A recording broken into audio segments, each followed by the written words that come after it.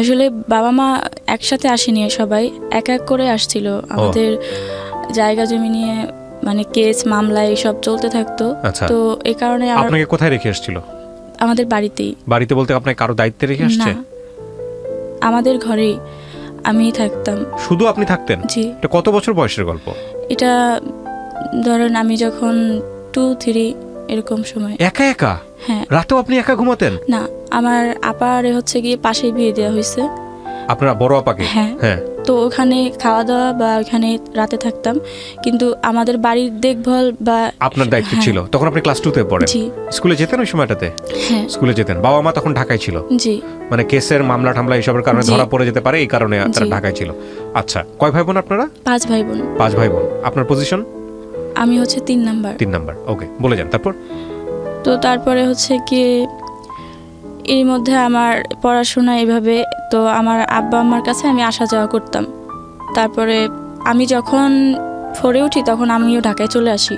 আচ্ছা। ঢাকায় চলে আসার পরে এখান থেকে আমি 7 পর্যন্ত পড়াশোনা করি। তারপরে আমি বাড়িতে চলে যাই, আমার আব্বা আম্মাও চলে যায়। চলে যাওয়ার পরে ওইখানে আমি অনেক কষ্ট মষ্টে ওইখান থেকে আইসা যেখানে আমরা ছিলাম সেইখানে আইসা এইটা পরীক্ষা দিই। পরীক্ষা দেওয়ার পর 9 সালে আমি 8 পাস করি। আচ্ছা। তো তারপরে বাড়িতে যাওয়ার পরে আমার আব্বা যেটা বলে যে আমাকে মাদ্রাসায় দিবে। আমি 12 সালে হচ্ছে গিয়ে কওমি মাদ্রাসা থেকে কারিয়ানা পাস করি। তো তারপরে যখন কারিয়ানা পাস করি তখন এর মধ্যে আমার আব্বা হচ্ছে গিয়ে আমার চাচার জায়গা জমি বিক্রি করে দিবে। তো আমার চাচা আর ফুফি 2 জন মিলে তাদের জায়গা জমি বিক্রি করে দেবে, আমার আব্বাকে জানায়। তো আমার আব্বা তখন তো টাকা ছিল না, তো যেভাবে হোক একজনের কাছ থেকে আপনার সুদের মাধ্যমে টাকা আনে। টাকা আইনা তারপরে ওই টাকা দিয়ে ওই জমিগুলো কিনে, আমার চাচার জমি আর হচ্ছে ফুফির। তো কেনার পরে যে তার কিন্তু দলিল নেয় না, টাকা পয়সা সব কিছু দিয়ে দেয়, দলিল নেয় না যে আপন ভাই তাই। তো তার কিছুদিন পরে আমার আব্বা জানতে পারে যে আমার ওই চাচা আর ওই ফুফি হচ্ছে কি আমার চাচা তো চাচার কাছে জায়গা জমি বিক্রি করে দিছে, তাদেরকে দলিল দিয়ে দিছে আর কি। তো এটা জানতে পারার পরে আমাদের যে সমস্যাগুলো হয়, আর্থিক সমস্যাগুলো খুব ভাবে। ওই সুদের টাকা এগুলো দিতে হয় প্রত্যেক মাসে, অনেক টাকা সুদ হয়। তখন হচ্ছে 1000-এ 100 টাকা সুদ হইতো। তো অনেক টাকা আইনা ওই জায়গা কিনছে, সেই টাকার সুদ দিতে দিতে হচ্ছে কি আমাদের আর্থিক অবস্থা এমন হয় যে আমাদের খাবারেরও প্রবলেম হয়ে যায়। যে এরকম একটা অবস্থা হয় তখন তো ঘরে অনেক অশান্তি ঝগড়াঝাটি, সারাক্ষণই আব্বা আর মা হচ্ছে ঝগড়াঝাটি লেগেই থাকতো, আমি যেটা দেখতাম। তখন আমার বয়স তেমন না, 14-15 বছর এরকম। তো আমার আব্বা হচ্ছে গিয়ে মানে কয়েক জায়গা থেকে আমার দেখতে আসে, বিয়ের কথা বলে। তো বলে তো এই মুহূর্তে আর কি যেটা হয় যে আমার বিয়েটা হয় না, এই আর্থিক সমস্যাগুলো মানুষ দেখতে পায়। তারপরে আরো একটা সমস্যা দেখতে পাই, সেটা হচ্ছে যে আমার মা তো আমার কাছে ছিল না, তো এই জন্য আমি কোনো কাজকর্ম জানতাম না, বা আমি কোনো কাজকর্ম করতাম না। তাছাড়াও আমি দেখতে কালো, তো সবকিছু মিলে আর কি আমার বাবা আমার বাবা অনেক ঋণ হয়ে গেছে, এটাও জানতে পারে সবাই। তো এটা জানতে পারার পরে আমার যেখান থেকে দেখতে আসে দেখে যায়, কিন্তু আসলে কিছু হয় না। তো আর আমার ওই চাচি যে ছিল আর কি, ওই চাচি হচ্ছে সেই যারা দেখতে আসতো তাদের বাড়িতে পর্যন্ত চাইতো। তাদের বাড়িতে গিয়ে বলে আসতো যে মেয়ে তো কোনো কাজ জানে না, বা মেয়ে কিন্তু অসুস্থ, হ্যাঁ মেয়ে কিন্তু হচ্ছে গিয়ে এরকম পড়াশোনা করে নাই কিছু।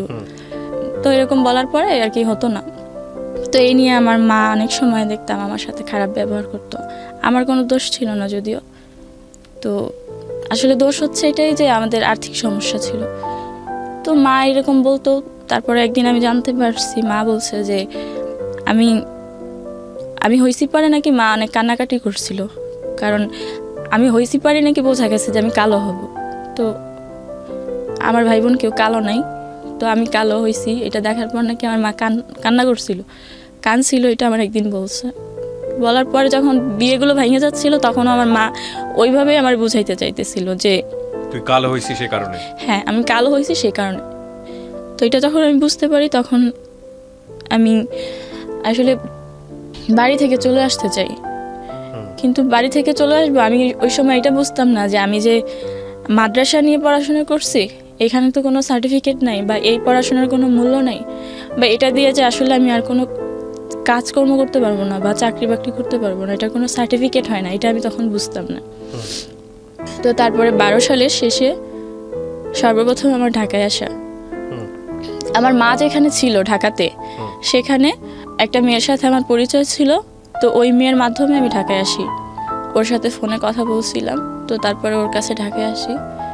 তো আসার পরে সর্বপ্রথম আমি ঢাকায় আসার পরে ওর সঙ্গে। ঢাকায় আপনি আসলেন কত বছর বয়সে, কোন ক্লাসে পড়েন তখন? যখন আমি কারিয়ানা পাস করছি আমার বয়স 15 থেকে 16 বছর হবে। এটা কি আপনি ফ্যামিলির সঙ্গে আসলেন না একা একা? না, আমি একা একাই। একা একা কেন আসলেন ঢাকাতে? আপনি বলে এসেছিলেন যে আমি ঢাকায় যাচ্ছি? হ্যাঁ, বলে আসছি আমার মাকে। আমাকে অনুমতি দিয়েছে? অনুমতি বলতে মা তো যতই গরিব হোক তারা তো আসলে চায় না, কিন্তু ওই সময় দিতে বাধ্য, দিতে হবে বা আমি যাব এটা মানতে হবে। তখন বয়স কত আপনার আনুমানিক? 16 বছর।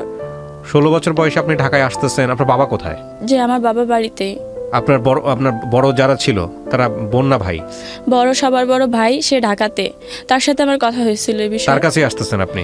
না। তাহলে তার সাথে কথা হয়েছিল যে ওই যে মেয়েটার কথা বললাম, ওই মেয়েটা হচ্ছে মেঘনা লাইফ ইন্স্যুরেন্সে চাকরি করতো। তো ওই চাকরিটা ছিল এমন যে যদি একজন গ্রাহক করে দিতে পারে, মানে বিমা করাই দিতে পারে একটা, তো সেই ক্ষেত্রে ও 1000 টাকা কমিশন পাইতো। তো ও বলতো আমাকে, তো এটা আমি জানতে পারার পর ও বলছে যে তুইও করতে পারিস। তখন আমি আমার মাকে বলি যে তাহলে আমি ঢাকা চলে যাই, ঢাকায় গিয়ে আমি এই কাজটা করি ওর সাথে। ওই মেয়েটার নাম শিউলি ছিল। তো তখন বলে যে না, ওই শিউলির সাথে এই কাজ করতে যাবা, ও তো ভালো মানুষ না, ওর বাবা ছিল না তাই। তো পরে আমার ভাইকে বলি, তো ভাই বলার পরে বলে ও সব জানি না। মানে আমার ভাই আসলে ওই আমাদের এই আর্থিক সমস্যার কারণে আমাদের কাউকে আর দেখতো না, কারোর সাথে কথা বলতো না, কে কি করছে এটা নিয়ে ওর কোনো ইন্টারেস্ট ছিল না, বিষয়গুলো অ্যাড্রেস করতো না। হ্যাঁ, তারপরে বলে যে ওগুলো আমি জানি না, তোর ইচ্ছা, ঢাকায় যাবি না কোথায় যাবি তুই যা। তো পরে আমি চলে আসি ঢাকায় ওর কাছে।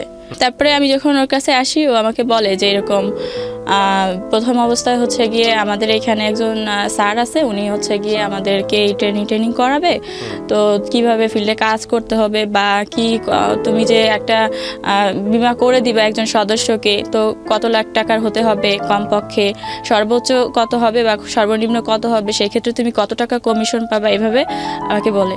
তো বলার পরে আমি বলি যে আচ্ছা ঠিক আছে। এই বিষয় নিয়ে বুঝতে না বুঝতেই তখন আমার মনে হয় যে মানে আমি 2-4 দিন যখন ট্রেনিংয়ে যাওয়ার পর আমার এটা মনে হয় যে আসলে এই বিষয় নিয়ে আমি ফাওই ঘুরতেছি, এ কোনো কাজ হবে না, বরং আর এটা আমার মনে হয় যে এই কোম্পানিটা ভুয়া। এটা আমি একটু শুনতেও পারি যে এটা ভুয়া, বিমা টিমা করার পরে আসলে এটা পালাই যাবে। তো সেই ভয়ে আমি আর তখন ওইখানে কাজ করি না, বলি যে না ঠিক আছে আমি এটা করব না, আমি যদি কোনো এমনিতে যদি কোথাও চাকরি টাকরি পাই, গার্মেন্টস ফ্যাক্টরি যা হোক করব, কোনো সমস্যা নেই। তখন আমি আরেকটা কোম্পানি ছিল, মানে একটা ফ্যাক্টরি ছিল আপনার, ওইটা হচ্ছে প্রিন্টিং, সেখানে প্রিন্ট করা হয় সব কিছু, কাপড় প্রিন্ট করা হয়। তো ওই প্রিন্টিংয়ে হচ্ছে গিয়ে আমি যাই, ওইখানে যাওয়ার পর ওরা নেয় আমাকে, নেওয়ার পরে আমি এখানে 17 দিন কাজ করি। কাজ করার পরে আমি হচ্ছে গিয়ে ওই যে 17 দিনই কাজ করে, যার সাথে আসলে কাজ করি শুধু 17 দিনই কাজ করার পরে উনি বলে যে তুমি এত তাড়াতাড়ি কাজটা করতে পারলা, তো তোমাকে চলো স্যারের কাছে নিয়ে যাই। পরে ওই স্যারের কাছে আমি নিয়ে যাই যে ও তো এই মেশিনটা চালাইতে পারে। তারপরে আমি ওইখানে যাওয়ার পরে যখন স্যারের সাথে কথা বলা দেয়, তখন উনি হচ্ছে গিয়ে দেখার পরে আমাকে ওই কাজটা দেয়, বলে যে ঠিক আছে ও তো তাড়াতাড়ি কাজ শিখছে, তার মানে অনেক ভালো কাজ করতে পারবে, এই কাজটা তাহলে দাও। ওইখানে কাজ করি। তো কাজ করতে করতে হঠাৎ করে এক সময় এই অফিসটা চলে যাবে হচ্ছে গিয়ে উত্তরা চলে যাবে। তখন বলে যে এটা তো উত্তরা চলে যাবে, তো তুমি কি যাবা উত্তরা? তো ওখানে তো আমি আরও কাউরে চিনি না, কেউই পরিচিত নাই। তখন বলি যে না, আমি উত্তরা যাব না। তখন উত্তরাতে আর আমি যাই না। তো ইতিমধ্যে যেটা হয় যে এই অফিসটা যখন চলে যাওয়ার পরে আমি অনেক দিন চাকরি ছিল না, এটা কিন্তু 13 সালে। তো চাকরি ছিল না, তো 2-3 মাস হয়ে যায় চাকরি নাই, আমি বসে থাকি। টাকা পয়সা পেতেন কোথায়, খাইতেন কি? এতদিন তো ওই যে ওইখানে চাকরি জমাইছিলেন, এটা দিয়ে থাকতেন কোথায় আপনি? ওই মেয়েটার বাসায়, শিউলির বাসায়। জি। শিউলির আত্মীয় স্বজন বলতে কেউ ছিল না? বাবা ছিল না, মা ছিল। মা শিউলি এবং আপনি তিনজন মিলে একসাথে থাকতেন? জি। কোথায় থাকতেন আপনার পরিবার জানতো? জি জানতো, ঠিকানা ঠিকানা সব জানতো? মার সাথে কথা হতো। ওকে, তারপরে আর কি 2-3 বার যখন কাজ থাকে না তখন আমি এই বিভিন্নভাবে কাজকর্ম খুঁজি, বা একটা সময় দেখা যায় যে আমি আর টাকা দিতে পারতেছি না শিউলিকে, তো তখন অনেক কষ্ট হইতো বা কি করব, তো এই কারণে একদিন আমি রাস্তায় বসে থাকি। তো বসে থাকি পরে মানে চাকরি খুঁজতে খুঁজতে আমি আসলে একটু নার্ভাস হয়ে যাই, তো আমি বসে থাকি যে কি করব এখন আমি। তো ওই মুহূর্তে একটা লোক আসে, এসে আমাকে 2-3 বার জিজ্ঞেস করে যে তুমি এখানে অনেকক্ষণ ধরে বসে আছো, তো কি তুমি কি কোনো কাজকর্ম করো নাকি? তো তখন ওনাকে বলি যে না, আমার কিছু হয় নাই। তো উনি বলে যে আচ্ছা বলতে পারো, তুমি বলতে পারো, সমস্যা নেই। তো তখন আমি বলি যে হ্যাঁ আমি কাজ করি, বাট এখন কাজ নাই, বা আমি এরকম বসে আছি, চাকরি খুঁজতে গেছিলাম এক জায়গায়, তাই কষ্ট হয়েছে, তাই বসে আছি। তখন উনি বলে যে আচ্ছা ঠিক আছে, আমি হচ্ছে গিয়ে একটা গার্মেন্টসের পিএম, আমি হচ্ছে গিয়ে ওই গার্মেন্টসটার নাম বলে যে আমি তো এই গার্মেন্টসের পিএম, তো তুমি চাইলে এই গার্মেন্টসে ঢুকতে পারো। তখন আমি বলি যে আমি তো কোনো কাজ জানি না গার্মেন্টসে, বা গার্মেন্টস আমি কখনো দেখিও নাই। তখন উনি বলে যে আচ্ছা ঠিক আছে, তোমার জানা লাগবে না, আমাদের অফিসে এখন বর্তমানে একজন মেয়ে লাগবে যে নিডেল ম্যান পোস্টে নিডেল সাপ্লাই করবে।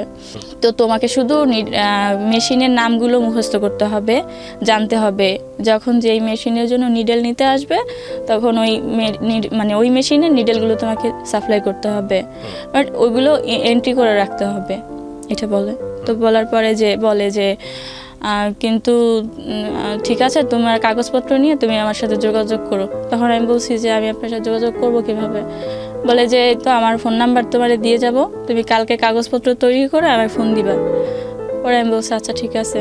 পরে আমি কাগজপত্র তৈরি করি, উনি যা যা বলার পরে ওনাকে ফোন দিই, উনি নাম্বার দিয়ে যায়। তো উনি আমাকে বলে যে আচ্ছা ঠিক আছে, আমি হচ্ছে গিয়ে এখানে আছি, জায়গার নাম বলে যে আমি মহাখালীতে আছি, তুমি আসো। তো আমি মহাখালীতে যাই কাগজপত্র নিয়ে। তো যাওয়ার পরে যেটা হয় যে উনি আমাকে বলে যে আচ্ছা ঠিক আছে, উনি গাড়ি নিয়ে আসে, হ্যাঁ বাইক নিয়ে আসে। তো উনি বলে যে তুমি বাইকে উঠতে পারো। তখন আমি বলি যে আচ্ছা আমি তো বাইকে উঠবো, কিন্তু কেন, আমি হাইটে যাই, আর তো বেশি দূরে না। তখন উনি বলে যে না, গাড়িতে গেলে তো 1 মিনিট লাগবে, আর তুমি হাইটে গেলে মিনিমাম 20-25 মিনিট সময় লাগবে, আমার তো এত সময় তোমার দেওয়ার মতো নাই। তো তারপরে আমি ওনার গাড়িতে উঠি। তো ওঠার পরে উনি হচ্ছে গিয়ে আমাকে নিয়ে যায়। তো তখন আমি চিনতাম না ওই জায়গা, এখন চিনি। তো আপনি এরকম একটা অপরিচিত লোকের কথা শুনে আপনি যাচ্ছেন, আপনার ভয় করলো না? জি, আমি গার্মেন্টসটা চিনি, তাই আমার ভয় করে নাই। কিন্তু গার্মেন্টসে যেতে আমি হেঁটে গেলে যে রাস্তা দিয়ে যেতে হবে সেটা আমি চিনি, তাই আমার কোনো ভয় করে নাই। কিন্তু গাড়িতে উঠতে ভয় করতেছিল। তারপর কিন্তু উনি বলে যে আমি তোমাকে এত সময় দিতে পারবো না, গাড়িতে উঠলে আমি নিয়ে যেতে পারবো। পরে উনি কোন দিক দিয়ে কোন রাস্তা দিয়ে নিয়ে যায় আমি জানি না, বাট ওইখানে যা নামার পর উনি বলে যে এটা হচ্ছে আমাদের গার্মেন্টসের হেড অফিস, এখানে স্যার বসা আছে, ওনার সাথে কথা বলবো। আর আমার নিচতলা থেকে শেখায় নাই যে তুমি কিন্তু তোমাকে দেখলে কিন্তু বলবে যে তোমার বয়স অনেক কম, ভুলেও বলবা না যে তোমার বয়স কম, তুমি বলবা যে তোমার বয়স হচ্ছে গিয়ে 21 বছর। তখন বলে, তো বলে যে আমি বলি 21 বছর, এটা কি উনি করবে? বলে আচ্ছা ঠিক আছে 21 বছর বলতে হবে না, বলবা যে 18 বছর। পরে আমি বলি যে আচ্ছা ঠিক আছে। পরে উনি বলে যে স্যারের সামনে যায় কিন্তু এরকম ভাব করো না যে তুমি ঢাকা শহরে নতুন আসছো বা কিছু জানো না বা এরকমের। তো বলে তারপরে উনি বলেই তাড়াহুড়া করে উনি হচ্ছে গিয়ে বিল্ডিংয়ের সিঁড়িতে চলে যায়। যখন উনি সিঁড়িতে চলে যায় তখন আমি খেয়াল করি যে আমি ভয় পাইতেছিলাম উঠতে, কিন্তু আশেপাশে খেয়াল করে দেখি যে সবাই আমার দিকে তাকায় আছে। তো আমি ভাবি যে সবাই তাকায় আছে কেন, তখন আমিও ভয় পাই বা লজ্জা পাই, আমিও উঠে যাই। আমি কিছুই বুঝতে পারি না, তখন শুধু এইটাই বুঝতে পারি যে সবাই আমার দিকে কেন তাকায় আছে। সবাই তাকায় ছিল কেন? তাকায় ছিল কারণ ওটা তো আসলে কোনো অফিস না, ওটা ছিল হচ্ছে গিয়ে মানে কোনো হাউস। আচ্ছা, ওনারা ওই জন্য তাকায় ছিল, কিন্তু আমি তো তখন ওটা জানতাম না। ওটা বুঝেন নাই, মানে সবাই আপনার দিকে কৌতূহলী চোখে তাকায় আছে। সবাই এটা জানতো কিন্তু আপনি জানতেন না। আমি জানতাম না। তখন ওই তাকায় থাকা দেখে আমি চলে যাব সেটা বুঝতে পারি না, কিন্তু আমি এটা বুঝি যে আমাকে তাড়াতাড়ি ওই স্যারের সাথে যেতে হবে। তো আমি ওনার পিছন পিছন চলে যাই।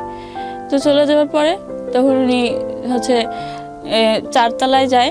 যাওয়ার পরে উনি যখন দেখি যে তালা মারা রুমই উনি খুলতেছে, তখন আমি বলি যে স্যার আপনি না বললেন স্যারের কাছে নিয়ে আসছেন, তাহলে রুম তো তালা মারা। বলে তুমি বসো, স্যার তো ওই অন্য রুমে ডাকে নিয়ে আসবো, ওখানে অনেক রুম, সিরিয়ালের সব অনেক রুম। তো তখন ওই রুমে বসার পরে 10-15 মিনিট পরে উনি নিজেই আসে। আসার পরে উনি দরজা লাগাই দেয়।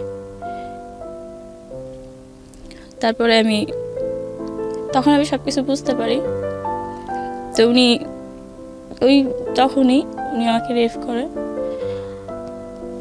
তারপরে আমি আর কোনো কথা বলি না। শাউট করলেন না রুমের ভিতরে যে আমি কিন্তু বাইরে শাউট করব বা এরকম চিল্লাচিল্লি করব?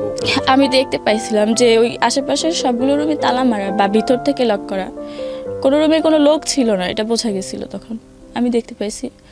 তো তারপরে আমি যখন কান্না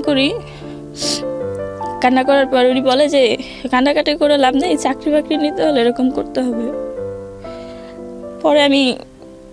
তারপরে আমি চিন্তা করি যে চাকরি আর করবো না। পরে ওইখান থেকে নাইমা আমি চলে যাই। আমি কিন্তু চিনি না ওই জায়গা। পরে ওনার গাড়িতে আর যাবো না। তো তখন আমি নাইমা যখন রাস্তা দিয়ে হাঁটতে থাকি, এরই মধ্যে বৃষ্টি নামে। আমি দেখি যে আমি ইচ্ছা করে বৃষ্টিতে ভিজি, কারণ আমার সারা শরীরে আমি দেখতে পাই যে আমার শরীরের রক্তই আমার সারা শরীরে। তখন আমি ইচ্ছা করে বৃষ্টি হচ্ছে কিন্তু আমি কোথাও দাঁড়াই না, বৃষ্টিতে হাঁটতে হাঁটতে বাসায় আসি।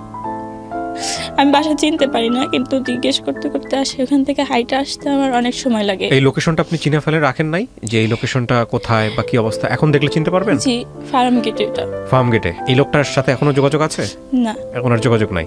তো আপনার মনের মতো তখন কোনো সংকল্প তৈরি হয় নাই যে আমি যদি এখন লোকটাকে চিনে রাখতেছি, ভবিষ্যতে আমি ওকে ধরবো বা এরকম কোনো কিছু তৈরি হয় নাই? যা হয়েছে সেটাই বলেন, মনের ভিতরে যা হয়েছে। লোকটাকে আমি চিনে রাখছি, এখনো দেখলে চিনতে পারবো। কিন্তু তখন তো উনি জাস্ট ওনার একটা ফোন নাম্বার দিছে আমাকে, আর কিছুই তো না।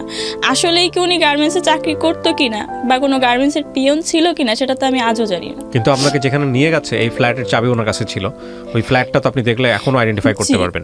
আমি এই গল্পটা শুনিয়ে, আমি জানি অনেক মানুষ এই গল্পটা শুনে, আমি কিছু আইডিয়ার জিনিসগুলো খুলতে চাই। প্রথম কথা হচ্ছে আপনি ঢাকা শহরে এসেছেন পেটের দায়ে, আপনার পরিবারও আপনি কালো বলে লাঞ্ছিত হয়েছেন, কিন্তু আপনার দ্বারা এরকম একটা ঘটনা ঘটলো।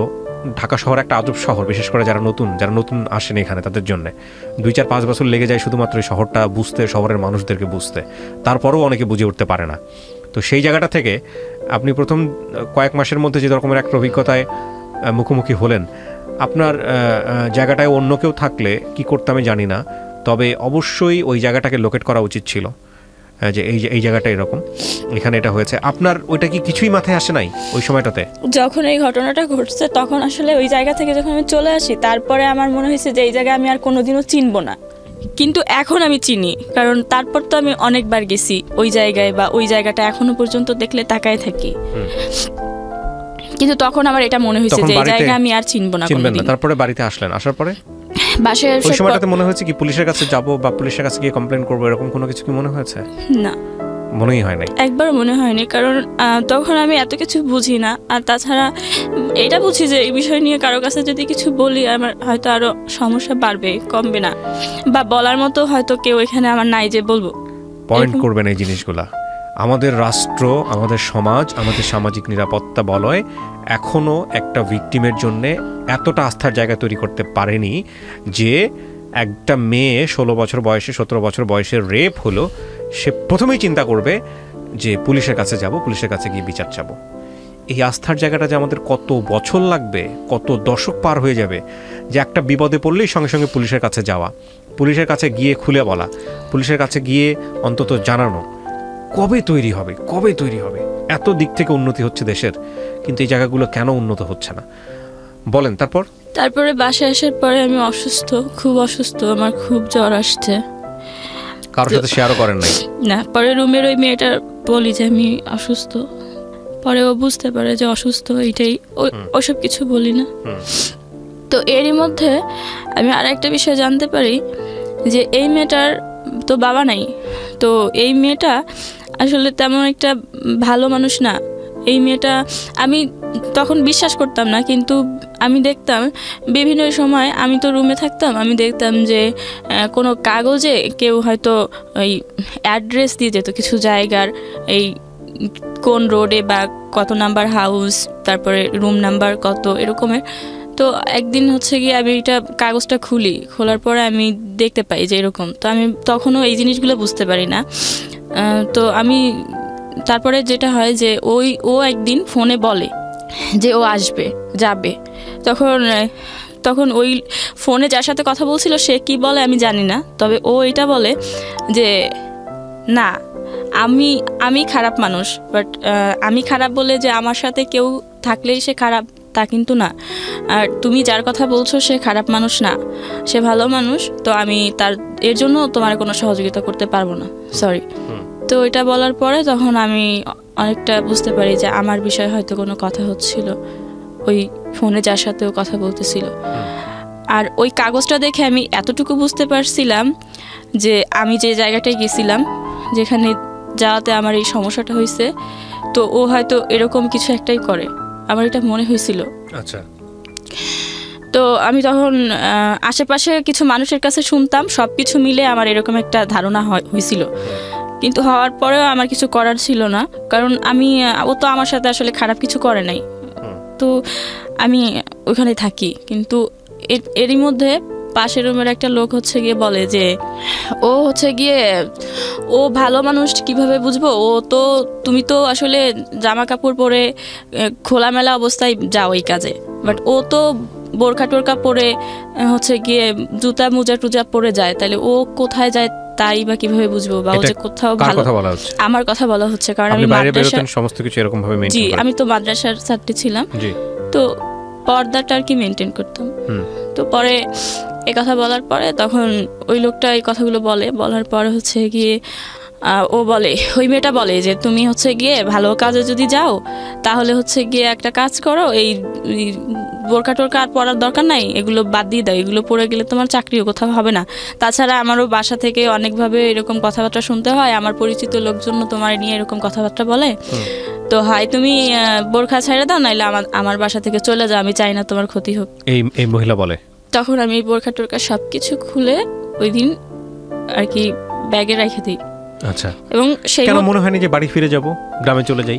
বাড়ি ফিরে যাব এটা কখনো মনে হয়নি, এই জন্য কারণ আমি তো বুঝতে পারতাম যে মা আমার জন্য কষ্ট পাইতেছে, যতই আমার সাথে বলুক যে আমার দোষারোপ করুক, কিন্তু আসলে দোষ তো আমার না, আমি কালো তাও না, দোষ হচ্ছে আমাদের আর্থিক সমস্যাটাই। ওকে, তারপর তো সেই আর্থিক সমস্যা তো আর সমাধান হয় নাই যে আমি সেখানে যাব, এটা আমার তখন বারবার মনে হইতো। আচ্ছা। তো তারপরে আমি তখন বোরখা রেখে দেওয়ার পরে তো তারপরে জামা কাপড় পরতে থাকি। এরই মধ্যে ওর মার অফিসে আর কি আমার একটা চাকরি হয়, তো ওর মার অফিসে যখন চাকরি হয় তখন ওই চাকরিটা করি। তো 5-6 মাস করার পরে তারপরে আবার ওরা যে টাকা টোকা পাইতো আমার কাছে এতদিনের সব টাকা দিয়ে দেওয়ার পরে এর মধ্যে হচ্ছে গিয়ে আমার কোম্পানিতে চাকরি হয়, এটা 14 সালে। কোম্পানিতে যখন চাকরি হয় ওখানে হচ্ছে গিয়ে HR হিসেবে সেলসে সিগারেট সেলস করতে হবে। আমি এখানে যাই, তারপরে 7 দিন ট্রেনিং করি। 7 দিন ট্রেনিং করার পর আবার হচ্ছে গিয়ে ডিউটি পড়ে হচ্ছে গিয়ে কারণ বাজার ট্রাক স্টেশন রেল স্টেশন না পুরাটা নিয়ে একটা এরিয়া আর কি। তো এখানে কাজ করি।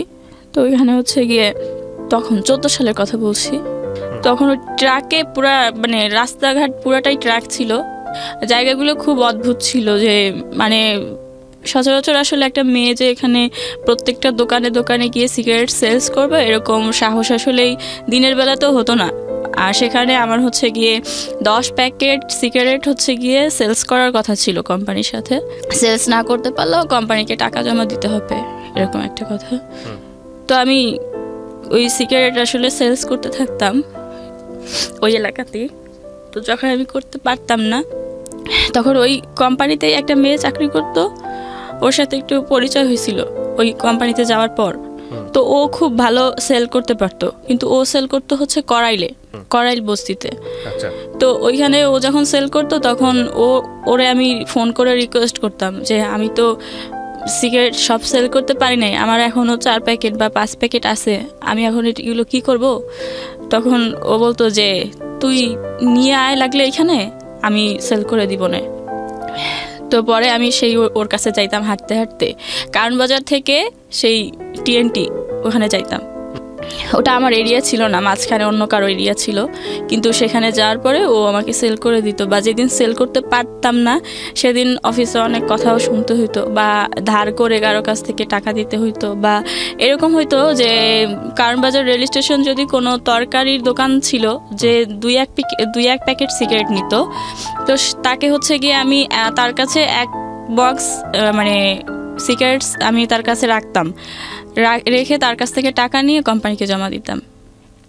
তো তারপর কোম্পানি জানতো যে আমি খুব ভালো কাজ করি, প্রথম অবস্থায় যেহেতু আমি টার্গেট ফিল আপ করতে পারি, তো তাহলে খুব ভালো কাজ করি, কিন্তু আসলে আমি ভালো করতে পারতাম না। তো এই কাজ করতে করতে রাস্তাঘাটে আমার অনেক সমস্যা হইতো। কারণ বাজার অনেক সময় দেখা যাইতো যে আমি সিগারেট সেল করতে পারি নাই, 8টা-9টা বেজে যাইতো রাত, আমি টাকা ম্যানেজ করতে পারি নাই। তো সেই ক্ষেত্রে দেখা যাইতো যে রাস্তাঘাটে অনেক ছেলেরা আটকাইতো, যে আমার সিগারেটের নাম ছিল হচ্ছে রেলি আর ম্যারিস। তো বলতো যে যে এই রেলি আসো খেলি, এগুলো সেল করার তোমার দরকার নেই, এরকম বলতো। তখন পরে আমি ভাবি যে এই কাজগুলো আর করবো না, আমি এই সিগারেট সেলস করার প্রয়োজন নেই।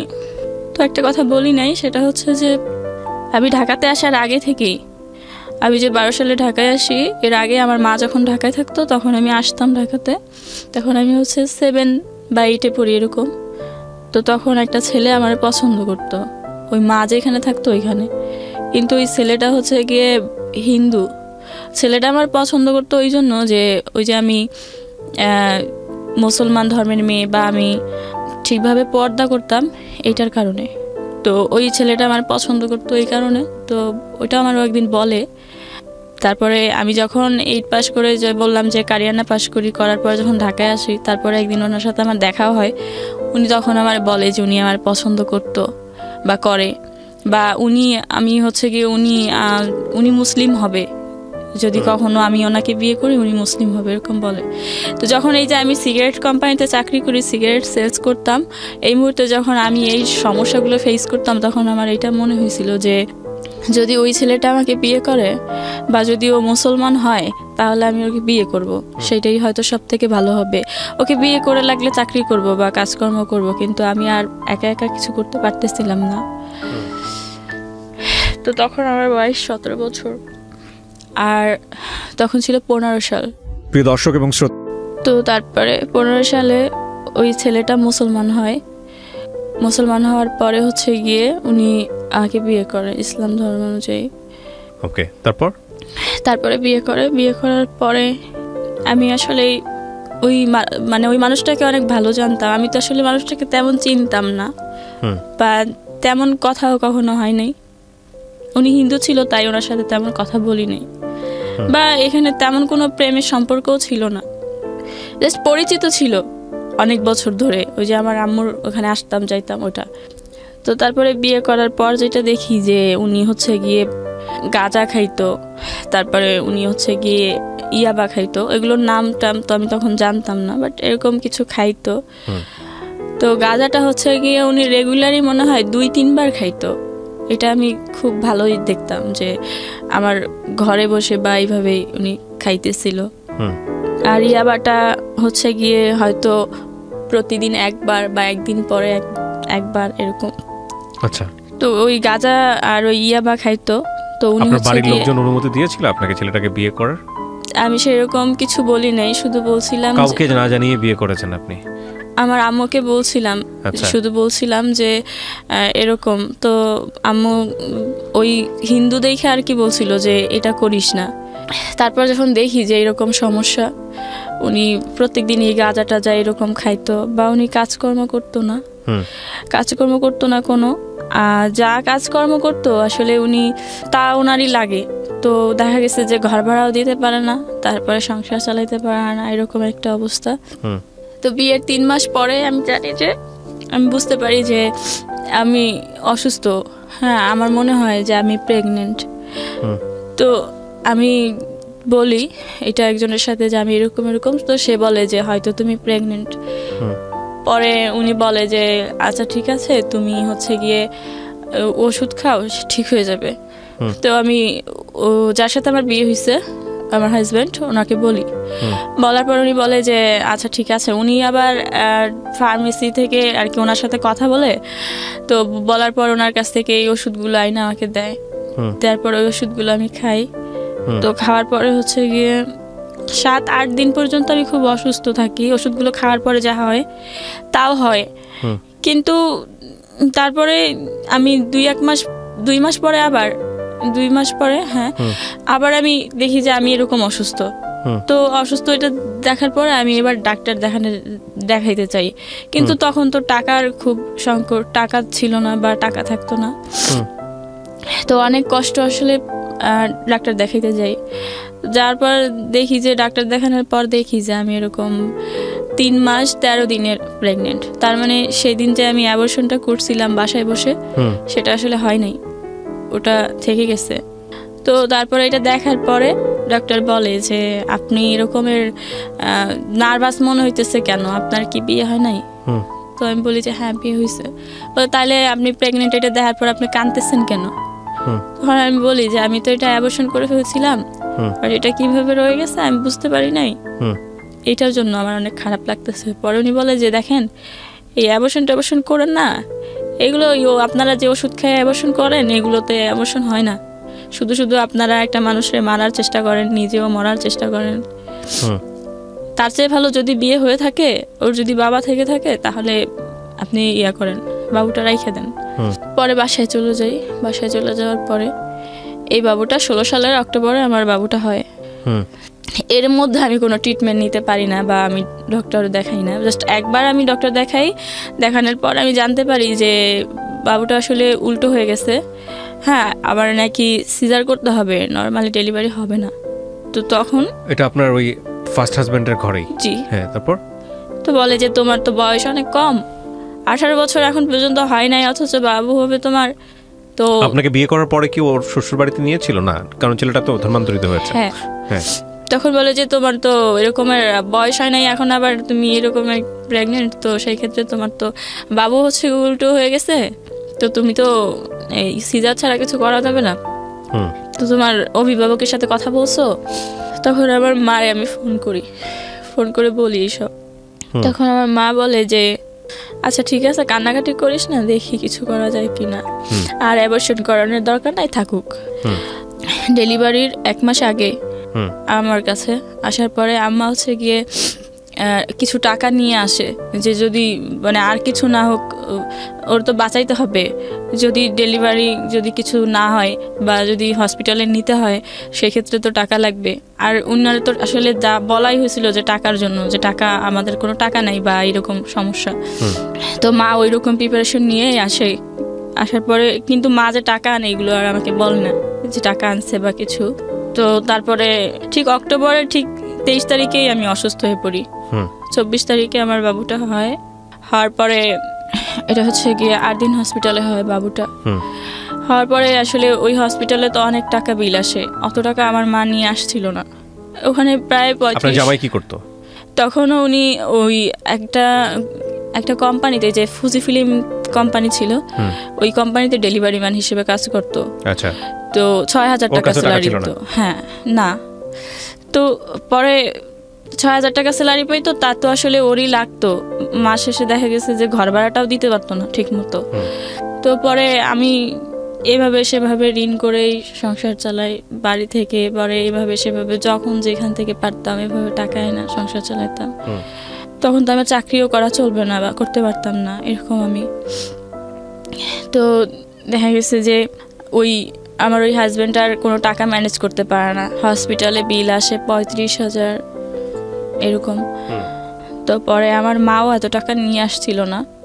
তখন আসলে ওই টাকার জন্য আমার ভাইয়ের কাছে বা আমার আব্বার কাছে বলে যে এরকম, তো টাকার জন্য এখন ওরে ছাড়াই নিতে পারবো না বাড়িতে, বাসায় বা এরকম। পরে বাড়ি থেকে টাকা এনে দেয় আমার আব্বা, মানে টাকাটা পাঠায়। সেটা ছিল আসলে লাভের উপরে টাকাটা। মানে সুদের উপর টাকাটা নেয়?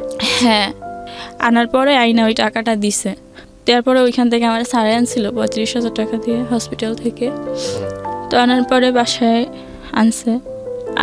আমি এমনই অসুস্থ বা আমার বয়স কম থাকাতে হয়তো বা আমার মানে পুষ্টি না থাকাতে হয়তো বা মানে আমি বাবুটার জন্য কিছু করতে পারতেছিলাম না তখন, এরকম অসুস্থ।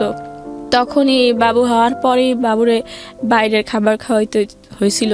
তো তারপরে বাবুরে খাওয়াইতেও আমার আম্মু হচ্ছে গিয়ে কয়েকদিন পরে বলে যে আমি তো আর থাকতে পারবো না, আমার এখন চলে যেতে হবে। আমি মা হিসেবে যতটুকু করার মনে হয় করছি, এখন আমি চলে যাই। পরে মা চলে যাওয়ার পরে এই যে বাবুটা রেখে যায়, আমি দেখতাম যে বাবুর খাবারটা আমি ম্যানেজ করতে পারতাম না। আমার মায়ের মানে বাপের বাড়িতে যদিও কষ্ট করছিলাম, কিন্তু খাবারের কষ্টটা মনে হয় আমার সেরকম মনে পড়ে না যে আমি কখনো ওরকমভাবে করছিলাম। আর যতটুকু হয়েছিল আমার ওই চাচার জমিটা কেনার জন্য। কিন্তু এখানে আসার পরে প্রতিদিনই আমি অনেক কষ্ট করতাম বা এভাবে আমার দিন যাইতো। কিন্তু বাবুটা হওয়ার পর যে কষ্টগুলো হইতো বাবুর, এগুলো আমি খুব সহ্য করতে পারতেছিলাম না, আমার খুব কষ্ট হইতেছিল। তো বাবুরে যখন খাওয়াইতে পারতেছিলাম না, এই বাপের বাড়ি চলে যেতাম, বাবুরে নিয়ে চলে যেতাম, সেখানে যা বাবুরে নিয়ে থাকতাম। বাপের বাড়ি বলতে? আমার বাপের বাড়ি, মানে গ্রামের বাড়ি চলে যেতেন শুধু বাবুর জন্য। আমি তো ওই যে বললাম যে আমি কখনোই যাই নাই, আমি কিন্তু একসময় এই সমস্যার কারণে ঢাকায় আসছি। শুধুমাত্র বাচ্চাটাকে সেভ করার জন্য এটা করতেন? বাবুটার জন্য আমার মনে হয় যে আমার ওইখানে যাওয়া লাগবে, তো বাবুটার জন্য আমি বাপের বাড়িতে যাইতাম। তারপর বাবুটার ওইখানে থেকে খাবার ব্যবস্থা করতো। এইভাবে অনেক দিন যায়, দেখা গেছে যে 6 মাস, 3 মাস, 4 মাস আমি ওখানে থাকতাম। থাকার পরে এখানে আসতাম, এখানে আসলে এইরকম অভাব ফেস করতে হইতো। তো পরে বেশি দিন আমি বাবুরে রাখিনি। 1.5 বছর, যখন আমার বাবুর বয়স 1.5 বছর পুরো হয়ও নাই, ওই মুহূর্তে আসলে আমি 1 বছর মনে হয় 4-5 মাস হবে, ওই সময় আমার মারে বলি যে আমার বাবুটা নিয়ে যাও, আমি কোনো একটা কাজকর্ম করে আমি এখন থেকে ওরে টাকা দিব বা খাওয়াবো। পরে আমার মা মানে আমার আব্বা নিষেধ করে, আমার ভাইও নিষেধ করে বাবুটা নেওয়ার জন্য, বলে যে না খেয়ে থাকলে থাক, না খেয়ে থাকলে তো মরবে না, কিন্তু বাচ্চা তো ওর তো মার কাছে থাকার দরকার আছে, ওর মার কাছে থাকুক। কিন্তু আমার মা বলে যে না, ও হচ্ছে কি আমার কাছে থাকলে যদি ও কিছু করতে পারে তাহলে ওরা দুজনেই খাইতে পারবে, আর যদি ওর কাছে থাকে তো ও খাইতে পারবে না, ও খাইতে পারবে না। তখন কিন্তু কোনো সময় আমার ভাই বা আমার আব্বা কখনো বলতো না যে এই ছেলেটার বিয়ে করছে পর থেকে এরকম সমস্যা, বা এই ছেলেটা এরকম, তো থাক ওরে আমরা নিয়ে যাই, এটা কখনো বলে নাই। তো পরে এটা আমার কখনো বলে নাই দেখে আমিও কখনো আর এইগুলো বলি নাই যে এই আমার হাজবেন্ড যে গাঁজা খাইতো বা ইয়াবা খাইতো, এটা কোনদিন জানতে চাই নাই দেখেও আমি আর জানাইনি। শুধু বলতো যে ও কাজ করে না, তাহলে কাজ করে তাহলে কেন টাকা থাকে না, তো তখন কিছু বলতাম না, বলতাম আমি জানি না কেন টাকা থাকে না। তো পরে যখন এই বাপুরে যখন দিয়ে দেই আমার মার কাছে, দিয়ে দেওয়ার পরে আসলে আমার মা জানতে চায় যে ওর ব্যাপারে, তখন বলি, তখন তো অনেক লেট হয়ে গেছে। তো জি, বলার পরে তখন মা বলে যে এখন আর কিছু করার নাই, এখন এইভাবেই থাকতে হবে, মেয়েদের জীবনে বিয়ে একটাই, আর বিয়ে হয়েছে তোমার তার কিছু আর কোনো পথ নাই, তো এটাই। তো আমার ওই হাজব্যান্ড শুধু এই 2টা সমস্যা না, ওর অনেক ধরনের সমস্যা ছিল। ও কাজ করতো না, ও প্রচুর পরিমাণ মিথ্যা কথা বলতো। ওর এত পরিমাণ মিথ্যা কথা আর এত পরিমাণ অন্যায় অপরাধ আসলে আমি আর নিতে পারতেছিলাম না। কাজকর্ম করতো না, সেই ক্ষেত্রে ও এই ধরনের নেশা টেশা করতো, সব কিছু মিলাই এক সময় আমার মনে হয় যে আমার বাবুরে দিয়ে দিছে, আমিও যদি কোথাও চলে যেতে পারতাম বা আমি যদি কিছু একটা করতে পারতাম তাহলে হয়তো অনেক ভালো হতো, কিন্তু সেরকম কিছু পাইতেছিলাম না। তো ওই মুহূর্তে বাবু চলে যাওয়ার পর তখন চাকরির খুব সংকট, যদিও 18 সালের কথা বলছি, চাকরির খুব সংকট। আমি আসলে চাকরি পাইতেছিলাম না কোথাও, 17 সালের শেষ দিক দিয়ে। ওই সময় আমি একটা চাকরির কথা জানতে পারি, কিন্তু কি কাজ কি এগুলো আমি কিছু জানতাম না তেমন একটা। জানতাম যে একটা অফিসে একটা লোক লাগবে, এটা হচ্ছে গিয়ে কথাটা বলছি যে এটা সব কাজ করতে হবে, পরিষ্কার পরিচ্ছন্ন থেকে শুরু করে চাটা করে দেয়া বা সব কিছুই করতে হবে। তো আমি এই কাজ করতে চাই যে হ্যাঁ আমি করব। যখন যাই এই কাজ করার জন্য ওই অফিসে যাওয়ার পরে আমি কাগজপত্র দেই, পরে আমার ডেট দেয় যে আপনি আসেন 1 সপ্তাহ পরে আসেন এরকম বলে। তো বলার পরে ডিসেম্বরের 1 তারিখে আসলে আমার হচ্ছে গিয়ে চাকরি হয়। পরে করার পরে কিছুদিন পরে ওই অফিসে আর কি একজন পিয়ন ছিল, ওরা হচ্ছে অফিসিয়ালি কোম্পানির লোক। তো ওই পিয়ন ছিল, উনি হচ্ছে গিয়ে আমার খুব ভালো জানতো, আমি বুঝতাম যে উনি খুব ভালো জানতো আমাকে। তো চাকরির পরে উনি যখন ওই লোকটা আমার খোঁজ খবর নিত সবসময় যে কেমন আছিস, ভালো আছিস কিনা, খাইছিস কিনা, বা তোর ছেলে কেমন আছে বা এরকম। তারপর ওনার সাথে আমার কথা হয়। তো একটা সময় ওনারে আমি বলি যে আমি সব কথা বলি যে আমার বাবু আছে বা আমার বাবু এরকম বাড়িতে বা এই সমস্যার জন্য আমি চাকরি করি বা আমার হাজব্যান্ড হচ্ছে গিয়ে এরকম, এটা বলি। কিন্তু আমার একটা কথা কিন্তু বলা হয় নাই, আমার হাজব্যান্ড যে ইয়াবা সেবন করতো সেটা করার পরে আসলে আমার সাথে আচরণগুলো কেমন হইতো। হ্যাঁ, এটা আসলে আমি ওয়াইফ, আমি শুধু উনি আমাকে একটা মেয়ে হিসেবে ইউজ করতো, এটাই আমি জানতাম। আমার কোনো ভালো লাগা খারাপ লাগা আমার কোনো কিছুই ছিল না। তো এই সব সমস্যা ফেস করতাম, কিন্তু এই সমস্যাটা ওই লোকটার কাছে আমি কখনো বলি নাই। শুধু ওই আমার হাজব্যান্ড যে আসলে নেশা টেশা করতো এই বিষয়ে, বা আমার বাবু বাড়িতে আমার বাবু আছে বা আমার সংসারের এই সমস্যাগুলো ওনাকে আমি মাঝে মাঝে বলতাম। তো আমি একদিন আসলে ওনার জানতে চাই যে আপনি কেমন আছেন, আপনি খাইছেন কি না। তখন উনি আমাকে একদিন বলে যে হচ্ছে গিয়ে হ্যাঁ আমি খাইছি, একটা রুটি খাইছি। আমি বলি যে একটা রুটি খাইছেন শুধু, আর কিছু খান নাই? বলে যে না, একটা রুটি শুধু খাইছি। তো আমি বলি যে কেন? বলে যে এই তো একটা রুটি খাইছি এই জন্য, টাকা বাঁচানোর জন্য। আমি বলছি রুটি দিয়ে কি কিছু খান নাই? বলে না, রুটি দিয়ে কিছু খাইতে গেলে তো টাকা লাগবে, তাই শুধু রুটিই খাইছি। তো পরে এটা শোনার পরে আমি ওদিকে তাকাই থাকি। উনি বলে যে, আমি বলি যে ও আচ্ছা ঠিক আছে, তো রাতের বেলা কোথায় খান? বলে রাতে বাসায় রান্না করে খাই, অফিসে তো দুপুরে তো অফিসে খাই, আর রাতে বাসায় রান্না করে খাই। আমি আচ্ছা রাতে বাসায় কি রান্না করেন?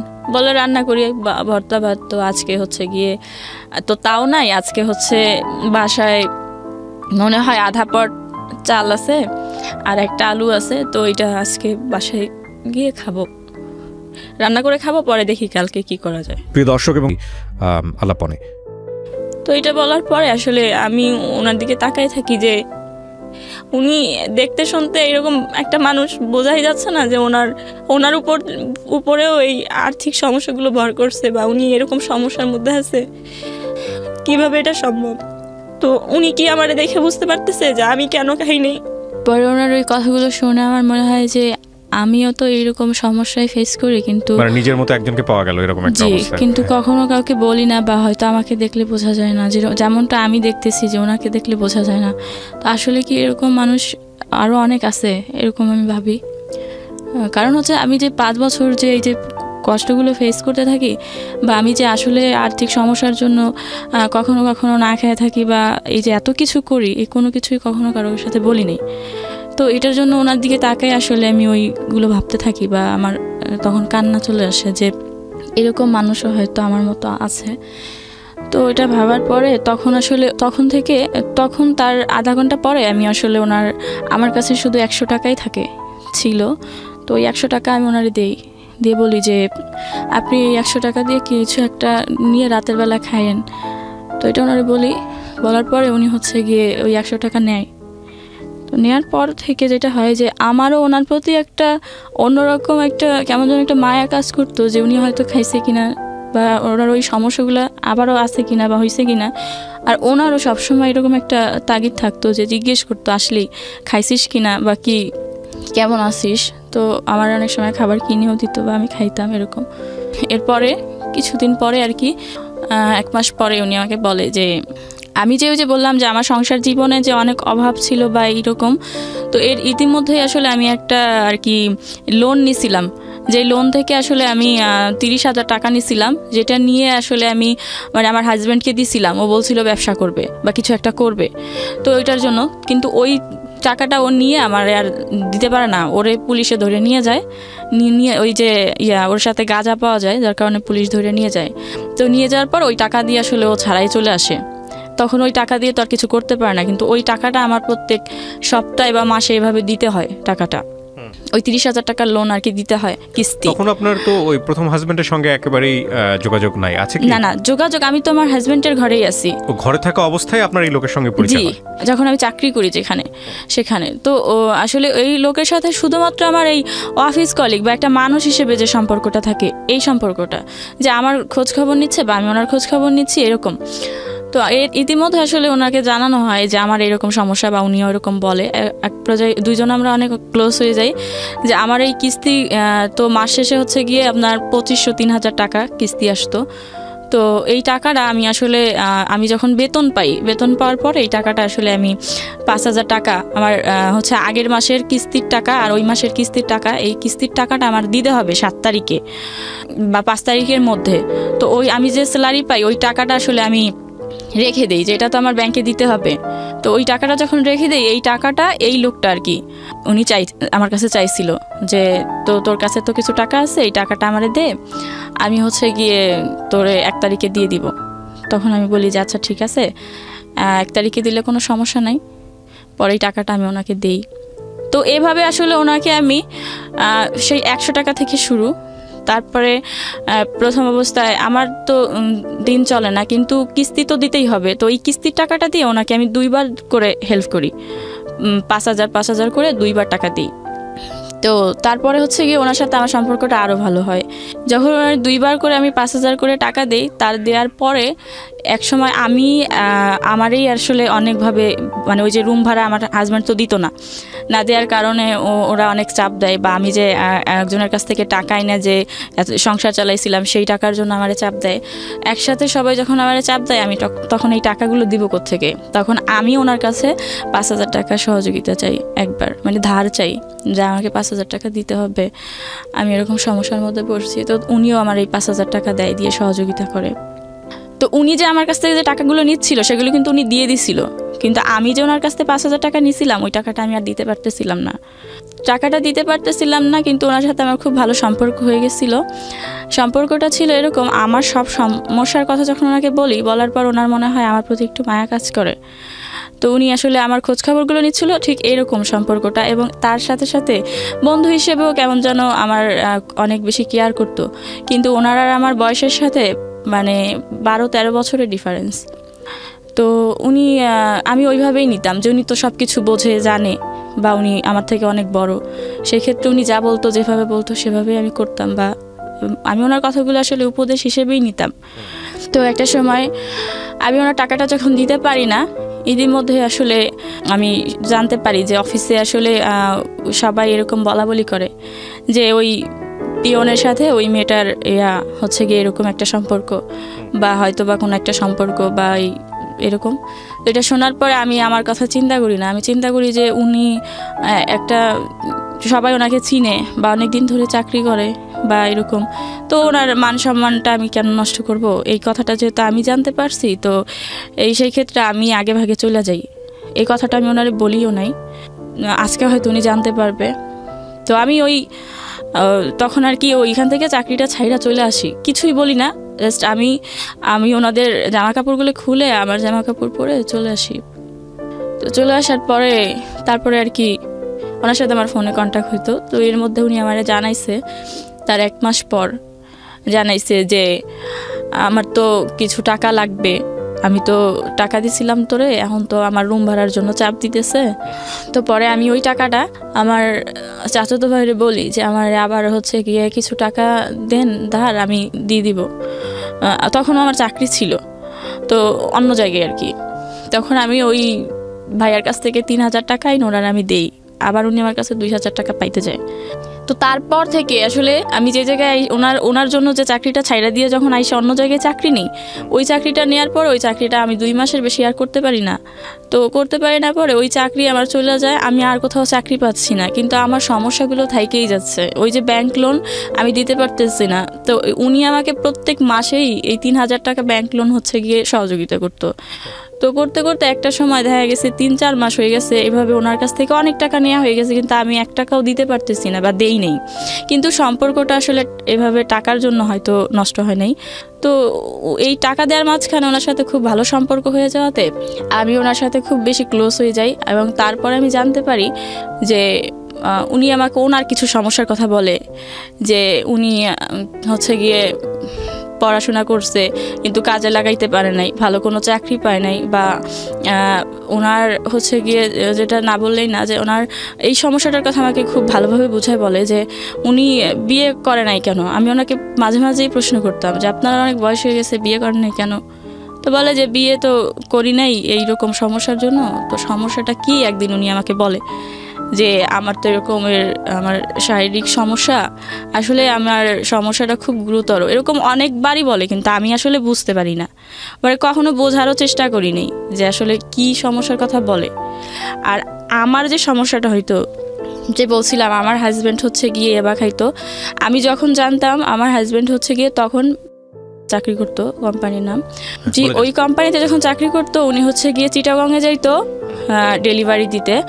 আর ওই ডেলিভারি দিয়ে আসার সময় উনি হচ্ছে গিয়ে ইয়াবা নিয়ে আসতো, এবং উনি হচ্ছে গিয়ে রাতের বেলা হচ্ছে গিয়ে ওই ডেলিভারি দিতে যাইতো, এবং পরের দিন সকালবেলা উনি ঢাকাতে পৌঁছাইতো। আমি যখন বুঝতাম যে উনি ঢাকাতে পৌঁছাইছে তখনই আমি হচ্ছে গিয়ে অফিস থেকে বের হয়ে যাইতাম, মানে বাসা থেকে বের হয়ে অফিসে যাইতাম। অফিস করে আমি রাতে আর বাসায় ফিরতাম না, কারণ আমি তো জানতাম যে আমার হাজব্যান্ড বাসায় আসছে, তার মানে ও হচ্ছে গিয়ে ইয়াবা নিয়ে আসছে। তো আমার অবস্থা কি হবে এটা আমার তখনই কল্পনা করতাম। মানে এটা কল্পনা কি, মানে কি করতো উনি ইয়াবা খাওয়ার পরে? উনি ইয়াবা খাওয়ার পরে আমাকে শারীরিকভাবে টর্চার করতো। দেখা গেছে যে ওই ইয়াবা খাইলে কি হয় আমি জানি না, বাট ইয়াবা খাওয়ার পরে দিন রাত উনি আমাকে এরকম নির্যাতন করতো। তো তারপরে আমি হচ্ছে গিয়ে ইয়াবা যেদিন নিয়ে আসতো, বা উনি যেদিনকে ইয়াবা নিয়ে বাসায় আসতো, সেদিনকে আমি আর হচ্ছে গিয়ে অফিস করে আমি আর বাসায় যাইতাম না, মানে ভয়েই বাসায় যেতাম না। তো আমার ওই মুহূর্তে আসলে আমি বরাবরই আমার কখনোই কোনো এমন কেউ ছিল না যে যার কাছে আমি একটা দিন বা একটা রাত বা 2টা ঘন্টা থাকবো, এরকম কেউ ছিল না। ওই মুহূর্তে শুধুমাত্র ওই লোকটাই ছিল, যে তাও একটা ছেলে মানুষ, বা ওনার সাথে আবার এরকম একটা সম্পর্ক, বা উনি আবার হিন্দু ছিল। তো আমি আসলে উনি আমার সব কিছু জানতো, কিন্তু এই বিষয়টা আমি ওনার বলি নাই যে আমার হাজব্যান্ড যে এই নিয়ে আমাকে টর্চার করে, বা এই জন্য আমি বাসায় যাব না। হ্যাঁ, অনেক সময় আমি রাস্তায় বসে থাকতাম যে আমি যাব না বাসায়, তো উনি বলতো যে আরে মারবে না, বা তোর কিছু বললে আমি দেখবো না, তুই যা। কিন্তু আমি ওনাকে বলতাম না যে আসলে সমস্যাটা কি। তো পরে একটা দিন এমন হয় যে আমি হচ্ছে গিয়ে উনি যখন সকালে আসে, ওই দিন আমার অফিস বন্ধ, কিন্তু আমি বলি যে আমার অফিস খোলা। তখন আমি গুলশানে চাকরি করি একটা চেকপোস্টে, তো ওখানে ওই চাকরিটা করি, বাট ওই দিনকে আমার অফিস বন্ধ ছিল। কিন্তু আমি বলি যে আমার অফিস আছে, এটা বলে সকালবেলা আমি বাসা থেকে বের হয়ে যাই, কারণ আমার হাজব্যান্ড সকালবেলা আসবে। তো বের হয়ে যাওয়ার পরে সকাল থেকে দুপুর পর্যন্ত আমি হচ্ছে রাস্তায় বসে থাকি। তো বসে থাকার পরে তখন আমার প্রচুর পরিমাণ ক্ষুধা লাগে, আমার কাছে কোনো টাকাও ছিল না, 20 সালের কথা বলছি। তো তখন আমি হচ্ছে গিয়ে বলি যে আমি আর বাসায় যাব না, এখানে বসে থাকবো সারাদিন। বাট রাতের বেলা কোথায় যাবো এটা নিয়ে আমি খুব টেনশনে ছিলাম। তো আমার কাছে কিছু ছিল না টাকা টোকা। আমি দুপুর পর্যন্ত যখন রাস্তায় বসে থাকি, তখন আমার এই লোকটার কথা মনে পড়ে যে ওনাকে একটা ফোন করি বা বলি, তো যে আমি রাস্তায়। তো আমি ওনার ফোন দিয়ে বলি যে আমি এরকম বাইরে আছি। তো উনি আসে আমার সাথে রাস্তায় দেখা করার পর বলে যে তুই তাহলে আমার বাসায় আয়। আমার তো বাসা এখানেই, আমি তো বাসার কাছাকাছি ওই রাস্তায় বসা ছিলাম তাই। কিন্তু আমি আসলে উনি এমনি বলাতে সিরিয়াস চলে যাই, কারণ আমি তো ওই মুহূর্তে আসলে আমি বাসায় যাব সেটাও ভাবতে পারতেছিলাম না, বা আমি ভাবতেছিলাম যে আমি এখন কি খাবো, বা আমার প্রচুর পরিমাণ পানি পিপাসাও হয়েছিল, বা আমি তখন কি করবো আমি বুঝতে পারতেছিলাম না। আমি জানতাম যে উনি একা থাকে ওই বাসায়, উনি একটা ছেলে মানুষ একা থাকে। এই সব কিছু জানা সত্ত্বেও আমি ওনার বাসায় যাই, বা আমি যাইতে চাই। এবং আমি ওনার বাসায় যাওয়ার পরে উনি আমাকে ভাত খাইতে দেয়। হ্যাঁ, একটা কথা যেটা ওই যে শুরু থেকেই বলছিলাম, যে আমি জানতাম যে ওনার সাথে আমার হচ্ছে গিয়ে 17 সালের ডিসেম্বর পরিচয় হয়েছে, বা 20 সালের কথা বলছি আমি এখন। এই পর্যন্ত আমি কোনোদিন শুনি নাই যে উনি হচ্ছে গিয়ে ডাল আর আলু ভর্তা বা ডাল ভর্তা বা এইগুলো ছাড়া আমি কোনোদিনও শুনি নাই যে উনি অন্য কোনো কিছু দিয়ে ভাত খাইছে। তো আমি ওনার বাসায় যাই, উনি আমাকে ওইটা দিয়ে ভাত খাইতে দেয়, যে আলু ভর্তা আর ডাল। তো আমি ভাত খাই, ভাত খাওয়ার পর উনি বলে যে তোর বাসায় দিয়ে আসি চল, আমার বাসায় তো কেউ থাকে না, তাছাড়া আমি ছেলে মানুষ, তোরে তো রাখতে পারবো না, তোর বাসায় দিয়ে আসি চল। কিন্তু তখন আমি বলি যে আমি বাসায় যাব না, আমি ওইখানে থাকতে চাই। তারপর উনি বলে যে এখানে থাকিস না, আর তাছাড়া কেউ দেখলেও সমস্যা হবে, তোর আর আমার সম্পর্কের কথা তো কেউ জানে না, বাট এটা মানুষ তো অন্য চোখে দেখবে বা অন্যরকম হয়ে যেতে পারে, তোরে বাসায় দিয়ে আসি। কিন্তু আমি আসলে বাসায় যাই না, আমি ওইখানে থাকি এবং আমার ফোন টোন সব কিছু অফ।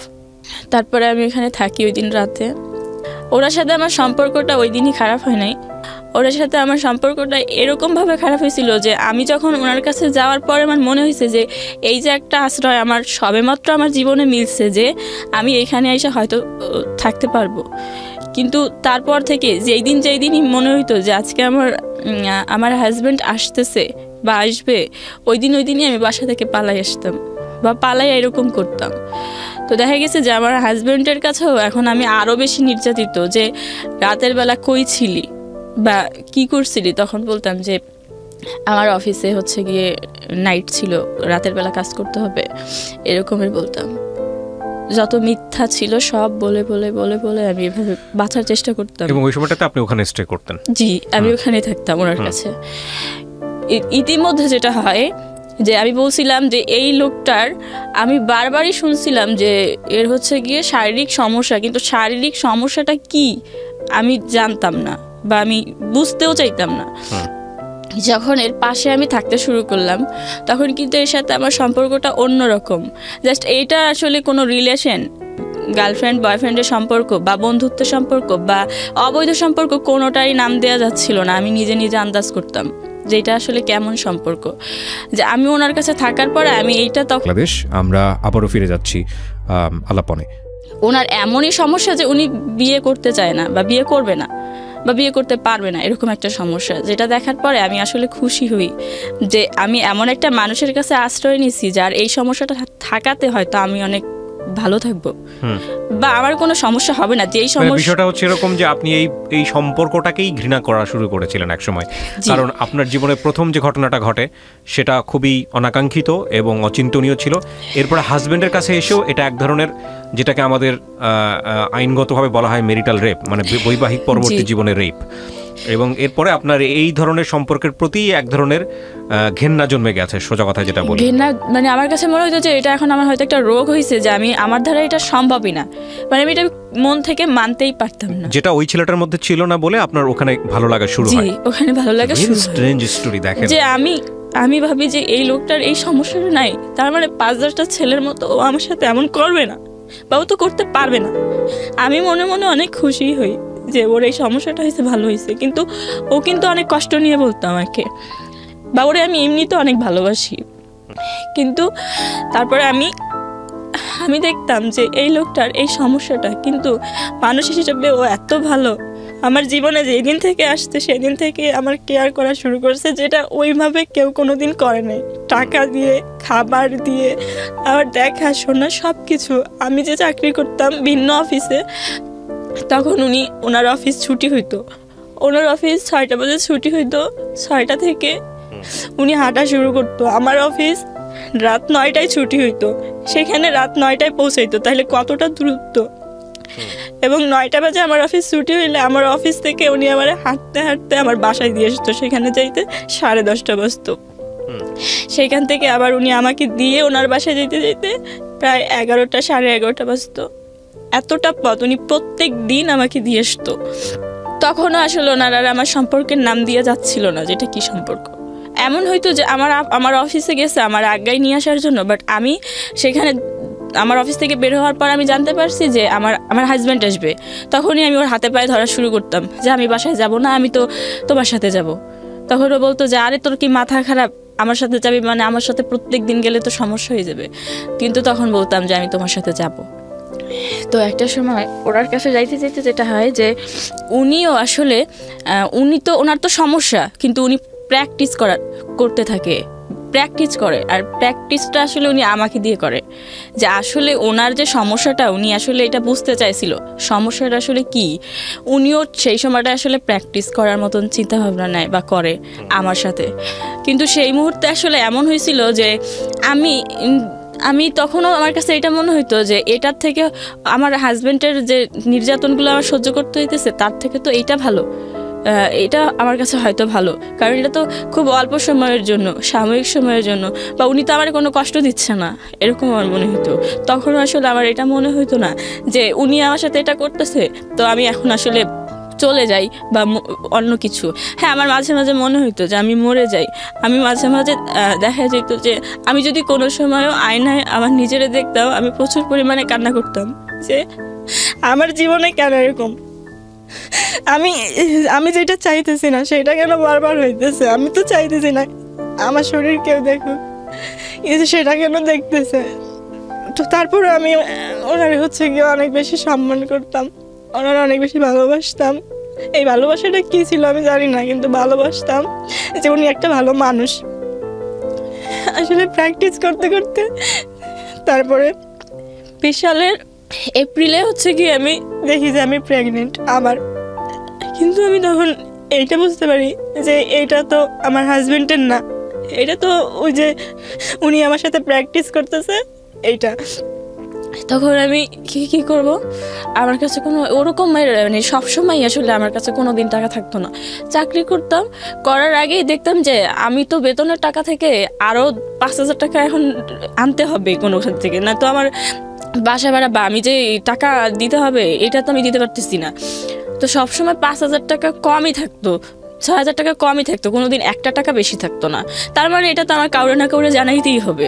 তো সেই সময় ওনাকে জানাই যে আমি এরকম। তো উনি ব্যাপারটা খুব সহজেই মাইনা নেওয়ার পর উনি বলে যে আচ্ছা ঠিক আছে, তুই হচ্ছে গিয়ে আবার মাফ করে দে, তুই অ্যাবর্শন করা, আর যত টাকা লাগবে আমি দিব। পরে উনি অ্যাবর্শনের জন্য এক জায়গায় কথা বলতে বলে, আর এমন একটা জায়গায় কথা বলতে যাই যেই ক্লিনিকে আসলে আমার পরিচিত একটা আপু চাকরি করে, মানে উনি হচ্ছে গিয়ে ওই নার্সদের সাথে কাজ করে, ওই আপু কাজ করে। আমি যখন বলার পর বলে যে তোমার এটা তো করবা ঠিক আছে, কিন্তু ভাইবা চিন্তা দেখছো, তোমার হাজব্যান্ডকে বলছো, এরকম বলে। তো উনি বলে যে তোমার হাজব্যান্ডকে নিয়ে আসো, তার সাথে আগে কথা বলি, তারপরে এটা করবা কি না একটা ডিসাইড করবো আমরা। পরে আমি বলি আমার হাজব্যান্ডও তো দরকার, তাই আমি বলছি আমি করব না। বলে তোমার দরকার না হলেও আমাদের দরকার আছে, হাজব্যান্ডের সাথে আগে কথা বলতে হবে। তখন আমি আর রাগ করে যাই না, কারণ হচ্ছে আমার হাজব্যান্ডটা তো আমি জায়গায় নিতে পারবো না, উনি তো আমার হাজব্যান্ডটা চিনে। তো সেই মুহূর্তে আমি এখন কিভাবে নিব, কাকে নিব, তো ওইটা আমি তখন হচ্ছে গিয়ে এড়াই যাই বিষয়টা। এই বিষয়টা তখন আমি আর মাথায় নিই না, যে আমার জীবনে যা আছে হবে। আমি আর এত কষ্ট সহ্য করতে পারতেছিলাম না ওই মুহূর্তে, এই বিষয়টা আমি পুরো বাদ দিয়ে দিই। হ্যাঁ, আমার মনের মধ্যে সবসময় আমার জ্বালাতন করতো যে এটা আমি ভিতরে আছে, আমি এখন এটা কি করব, কিন্তু কিছু করতে পারতেছিলাম না সেই মুহূর্তে। টাকা, সাপোর্ট, আরও অনেক কিছুর দরকার, এবং আমার চাকরিটাও তখন চলে যাবে যদি আমি করতে চাই। তো তারপরে এই সব কিছুর ভয় আসলে করি না। তখন এইটা থাইকা যায়, যখন এইটা 5.5 মাস হয় তখন হচ্ছে গিয়ে আমি ওনারে বলি যে আমি তো ওইটা অ্যাবর্শনটা করাইছিলাম না। অ্যাবর্শনটা ওনাকে কিন্তু জানাইছিলাম যে হ্যাঁ করে ফেলছি, কিন্তু করছিলাম না অ্যাবর্শনটা। যখন 5.5 মাস হয় তখন ওনাকে বলি যে আমি অ্যাবর্শনটা তো করাই নেই। তখন উনি বলে কি বলতেছিস, তুই কি বলতেছিস, তুই এখন পর্যন্ত অ্যাবর্শন করাস নাই? উনি অনেক উত্তেজিত হয়ে যায়। তখন আমি বলি যে হ্যাঁ আমি অ্যাবর্শনটা করাই নাই, আমি এটা করাইতে পারবো না। উনি বলতেছে যে কারণ কি? আমি বললাম যে আমি তো ওইখান থেকে ওরা বলে যে হাজব্যান্ডে লাগবে, এই সেই, আমি হাজব্যান্ডে কোত্থেকে নিয়ে যাব বা কি। তখন উনি খুঁজতে থাকে যে কোথায় অ্যাবর্শনটা করানো যায়, কিন্তু উনি খুঁজে কোথাও করতে পারে না। 5.5 মাসের কেউই অ্যাবর্শন করতে চায় না, করবে না বলে করবো না। তা আমার তো ওনার বাসায় যাওয়া আসা ছিলই। তো আমি এর মধ্যে এই প্রেগনেন্টটা যখন হয় তখন আমি আসলে একটু মানে আমার নিজের প্রতিও কেমন যেন একটা ঘেন্না হয়, বা ওনার প্রতিও একটু অন্যরকম হয়ে যায় যে এরকমটা আবার হয়েছে। তো পরে হয় যে যেটা হয় যে যার কারণে এই অ্যাবর্শনটা আমি করানোর খুব বেশি তাগিদ দিতাম না, যে আমি লাগলে মরে যাব বা এরকম কিছু, কিন্তু আর এসব করতে যাব না বা নিজের জন্য আর কিছু করব না। তো তারপরে উনি হচ্ছে গিয়ে এক জায়গায় কথা বলার পরে কাজ হয় না। পরে উনি আমার হাতে পায়ে ধরে যে তুই এই অ্যাবর্শনটা করা, আমার ভুল হয়ে গেছে, আর তুই এই অ্যাবর্শনটা করা, দেখ কোথাও অনেক টাকা নিয়েও বা কোনো কিছু করে যদি করে। পরে আমি এক জায়গায় কথা বলার পরে বলে যে এটা তো আর এখন ওইভাবে হবে না, এটা এখন ডেলিভারির মতোই হবে, যেহেতু অনেক বেশি সময় হয়ে গেছে, তো সেই রিস্ক নেবে কে? তুমি সেই রিস্ক নিয়ে যদি কিছু হয় আমরা দায়ী না, আর তুমি করতে পারো। আর সেটাও এটা আমার ক্লিনিক জানবে না, মানে আমি এই মেডিসিনটা তোমাকে বাইরে থেকে দিব এবং আমি সব কিছু তোমাকে বলে দেব, তুমি কোথায় গিয়ে করবা এটা তুমি ভালো জানো, আমি জানি না। তো তখন আমি ওনাকে বলি যে আসলে এই মেডিসিনটা ইউজ করার পরে আমার কি হবে আমি তো জানি না, কিন্তু আমার তো বাসায় যাইতে পারবো না, তো ওইখানে আমার একটা রাতের জন্য রাখেন, যেহেতু আপনি এই অ্যাবর্শনটা করাবেন এবং উনি 10,000 টাকা নিবে। তো 10,000 টাকা আপনি নেবেন বা আপনি করাবেন, তাহলে আমার জীবনের রিস্ক নিতে হবে না, আমি মারা গেলে সমস্যা নেই, কিন্তু যদি আমি থাকবো কোথায় বা এটা অ্যাবর্শনটা কোথায় করাবো, যদি এখানে করানো সম্ভব হয় তাহলে এখানে একটু করান। তখন উনি বলেন না, এসব আমি আমার এখানে করাই না। ওটা ছিল ওনার বাসা। তো উনি ওই মেডিসিনগুলো আমাকে দিয়ে দেওয়ার পর উনি বলে যে তুমি এবার বাসায় চলে যাও, কোথায় যায় করাবা সেখানে চলে যাও, বাট তুমি অল্প সময়ের মধ্যে চলে যাবা যেখানেই যাও।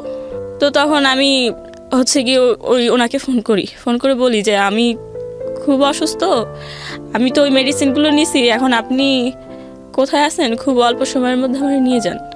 তো উনি খুব অল্প সময়ের মধ্যেই আইসা নিয়ে যায়। আর উনি আমাকে নিতে আসার পরে আমার আর কোনো জ্ঞান থাকে না, উনি আস্তে আস্তে 20 মিনিটের বেশি হয়ে গেছিল, কিন্তু সেই সময় আমার কোনো জ্ঞান থাকে না। উনি আমাকে পরে মানে প্রথমে সিএনজিতে যখন দেখে যে প্রথমে রিক্সায় যখন দেখে যে আমার কোনো জ্ঞান নাই, তখন উনি হচ্ছে গিয়ে খুব ভয় পায় যে কেউ যদি দেখে যে একটা মেয়ের জ্ঞান নাই তারে নিয়ে যাচ্ছে তো উনি বিপদে পড়বে। এই কারণে পরে উনি রিক্সা ছাইড়া দিয়ে সিএনজি করে উনি ওনার বাসায় আমার নিয়ে যায়। ওনার বাসায় নিয়ে তারপর উনি আমার মানে শোয়াই রাখার পরে 2-1 ঘন্টা পরে হচ্ছে গিয়ে আমি অসুস্থ হই। এর মধ্যে আমার কোনো জ্ঞান ছিল না। তো তারপরে হচ্ছে গিয়ে 2-1 ঘন্টা পরে যখন আমি দেখি যে আমার খুব পেইন হচ্ছে, আমি খুব অসুস্থ, তখন উনারে ছাড়া তো আমি আমার পাশে আর কাউকে দেখতে পাই না। আর যত সহযোগিতা যা হেল্পের প্রয়োজন ওনার কাছ থেকেই নিয়েছি, বা ওনারই আমি ওইভাবেই সব কিছু বলি যে আমার এরকম লাগতেছে বা আমি হয়তো বাঁচবো না আর, বা এরকম বলি। তো বলার পরে হচ্ছে কি ওই অ্যাবর্শনটা ওনার বাসায় হয়। একটা কথা আমি বলতে ভুলে গেছিলাম, আমি যে ওই অ্যাবর্শনটা করাই ওটা তো 5.5 মাস প্লাস ছিল। যেদিন আমি অ্যাবর্শনটা করাইতে চাই তার 2-3 দিন আগে থেকে আমি প্রত্যেক দিন স্বপ্ন দেখতাম যে একটা ছোট বাবু আমার গলা টিপে ধরতেছে, আমাকে মাইরে ফেলতে চায়। তো আমি ওই কথাটা ওনারে বলছিলাম বারবার যে আমি অ্যাবর্শনটা ওই মুহূর্তে যেটা 2-3 দিন যখন আমি স্বপ্ন দেখি যে একটা ছোট্ট বাচ্চা হাঁটতে পারে না কিন্তু আমারে মাইরে ফেলতে চায়, ঠিক ওই মুহূর্তে আমি বুঝতে পারি যে হয়তো অ্যাবর্শনটা আমি করাটা ঠিক হবে না, বা এই অ্যাবর্শনটা যদি আমি না করাই হয়তো অনেক ভালো হবে। এক কথা আমার ভালো হবে না, কিন্তু আমি ওই বাবুটার বাঁচাইতে চাই। কিন্তু তখন ওই বাবুটার জন্য আমি হচ্ছে কি এই প্রথমবার এই সিদ্ধান্ত, যেটা আমি কোনোদিন নিজেও জানতাম না যে এই প্রথম বাচ্চার বয়স কত তখন আমার বাবুর বয়স হচ্ছে 3.5 বছর। 3.5 বছর। এবং ও তো বাবার সঙ্গে থাকতো? জি না, আমার মায়ের সঙ্গে থাকতো। আপনার প্রথম হাজবেন্ড কি জেনেছিল যে সেকেন্ড বাচ্চাটা তার না? এর কি জেনেছিল? না, সে জানতো না। সেও বলেছে অ্যাবর্ট করার জন্য। সে জানতো তার বেবি? না, সে জানতোই না যে আমি প্রেগন্যান্ট। হ্যাঁ, সে জানতোই না। আচ্ছা, সেটা বলেই নাই। আচ্ছা, তো আপনি সেকেন্ড বাচ্চাটা অ্যাবর্ট করলেন, তখন তার সাথে আপনার কি সম্পর্ক? ফার্স্ট হাজবেন্ডের কি সম্পর্ক? সম্পর্ক জাস্ট দূরত্ব। উনি যে আমার হাজবেন্ড এইটাই আমি জানি না, জাস্ট আমি তার ঘরেই থাকতেছি, কিন্তু সে আসলেই পালাই বেড়াইতেছি, তাহলে তার সাথে আমার সম্পর্কটা কেমন হইতে পারে? সেও এক পর্যায়ে দেখা যাচ্ছে যে বলতেছে যে আমার রাখবে না বা ছেড়ে দিবে, বা বলতেছে যে কোনো সময় বলতেছে যে কালকে যেন আইসা দেখি যে তুই বাসায় নাই, তুই কোথাও চইলা যাইস। হ্যাঁ, এরকম বলতেছে, কিন্তু আমার তখনও তো কোনো পথ নাই, কি করব? আমি সব কিছুই করতেছি। যখন আমি অ্যাবর্শনটা করাবো ভাবছি, ওই মুহূর্তে আমার মনে হয়, এর আগে কখনোই আমার মনে হয় নাই যে এই লোকটার সাথে আমার সম্পর্কটা এরকম রাখবো না, এরকম না হলে এরকম হলে ভালো হতো, এরকম কোনোদিন আমি ভাবিনি। কিন্তু ওই মুহূর্তে ওই বাবুটা যে আমার সাথে প্রায় সময় দেখা করতো, আমি ঘুমাইলেই এসে দেখা করতো, শুধু এই কারণে ওই কথাগুলো ওনাকে বলি। এবং ওনাকে বলার পরে আমি একদিন এই কথাগুলো বলি, এই কথাগুলো আমি খুব ভালোভাবে বুঝে শুনে বলি যে উনি আমাকে এই সম্পর্কের মাঝখানে প্রায় সময় বলতো যে তোর জীবনটা এই এত অল্প বয়সেই তুই শেষ করে দিলি, তো তুই যদি আরও আগে আসতি আমার জীবনে তাহলে দেখা গেছে যে আমি তোকে বিয়ে করতাম। আর তুই তো আমার সব সমস্যা জানিস, এই সমস্যা জানা সত্ত্বেও নাকি তুই আমার অনেক ভালোবাসিস। আর আমি যে ওনারে কেন ভালোবাসতাম এটা উনি কখনো বুঝায় বলি নেই। আমি বলতাম যে আমি তো আসলে এইরকম ছেলেই ভালোবাসি, আমি তোমার এই জন্য খুব ভালোবাসি, তোমার এই সমস্যাতেই।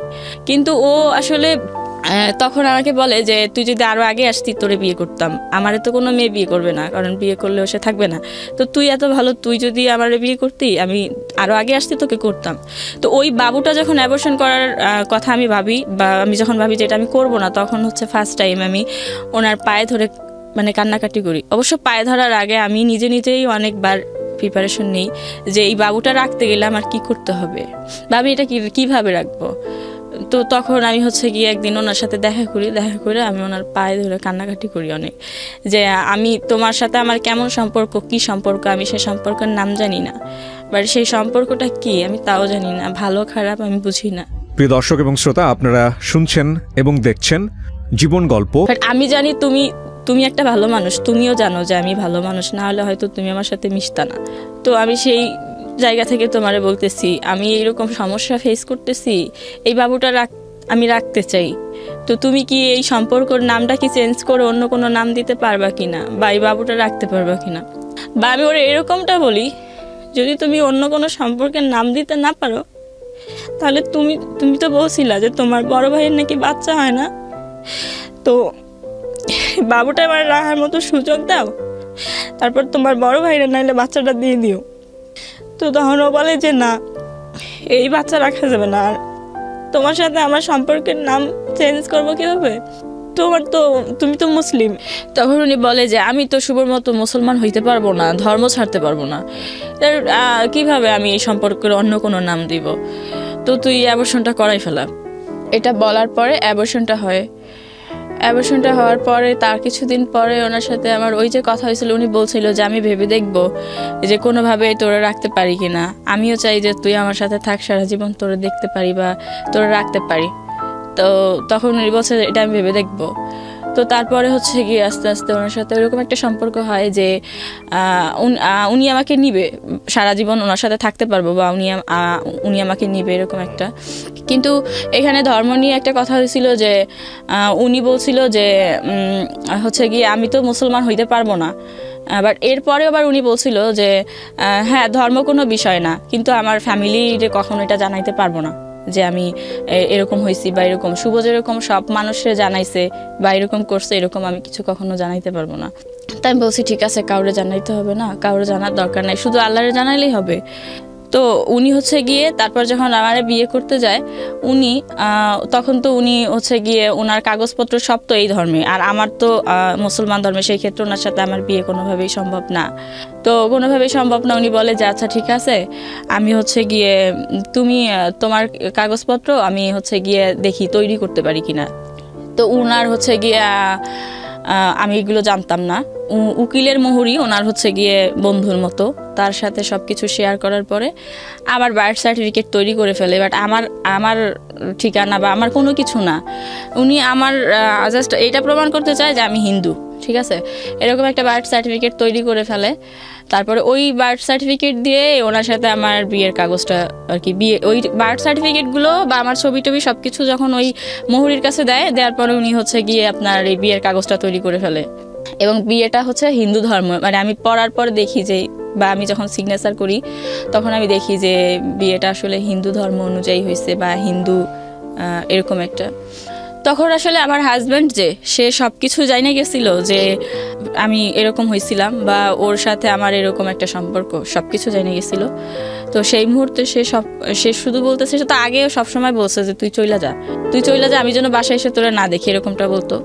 তো সেই মুহূর্তে হচ্ছে গিয়ে আমি একদিন উনি হচ্ছে গিয়ে করে যে আমার সমস্ত কাপড় চোপড় সব কিছু যা কিছু থাকে সব ময়লার ঝুড়িতে নিয়ে ফেলাই আসে, যে তুই আর এই বাসায় থাকবি না। আমি বাসায় এসে যদি তোরে না পাই, তাহলে তুই থাকলেই কি না থাকলেই কি, তো তোর দিতে আমার কোনো লাভ হবে না, তার চেয়ে ভালো তুই কোথাও চলে যা। তো ওই মুহূর্তে আমি চলে আসি ওনার কাছে, এবং ওনার কাছে চলে আসি। সেই দিন ওনারে বলিনি, শুধু বলছিলাম যে আমি তো অনেক সমস্যার মধ্যে আছি, আমি মরে যাওয়ার পরে আর আমার নিলে কি হবে, আমি বাইচা থাকতে থাকতে চেষ্টা করে দেখেন একবার আমার নেওয়া যায় কি না। আমি মরে গেলে অনেক আগেই মরে যেতাম, কিন্তু আমি বাঁচতে চাইছিলাম, বারবারই বাঁচতে চাই। তো ও তখন বলে যে আচ্ছা ঠিক আছে। পরে ও একটা বাসা দেখে ওই বাসায় আমার নেয়। আর ওই কাগজপত্রগুলো ও করে, তখন ও আমার সাথে ওর কাগজ নিয়ে একটা কথা হয় যে হিন্দু ধর্মে কেন এই কাগজগুলো হয়েছে, বা বিয়েটা কেন হিন্দু ধর্মে। আর ও কিন্তু এই কথাটা আমার বলে যে এটা জাস্ট আমার ফ্যামিলি দেখবে, আমি কি সেটা তো আমার ফ্যামিলি জানে, আর আমি এখন কি হব সেটা তুমি জানবা। বাট এগুলো যে সবাইরে জানাইতে হবে, শুনাইতে হবে এমন তো কোনো কথা নাই, কাগজে তো প্রমাণ হবে না যে আমি আসলে কে। তো এরকমটা বলে।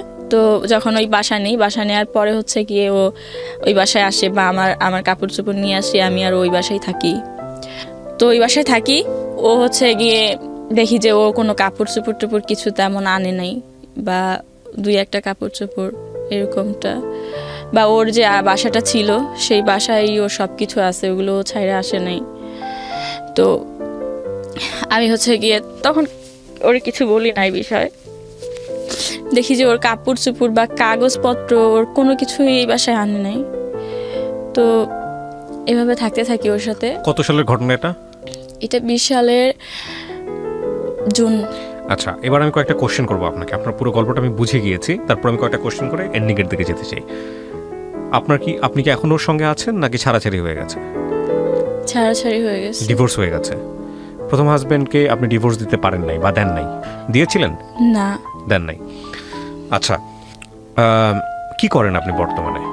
আমি বর্তমানে কিছুই করি না। থাকেন কোথায়, মানে কিভাবে আছেন? খাওয়া দাওয়া, একটা মানুষের তো অ্যাটলিস্ট 3 বেলা খেতে হলে কিছু রোজগার করতে হয়, এগুলো সাপোর্ট পান কোথায়?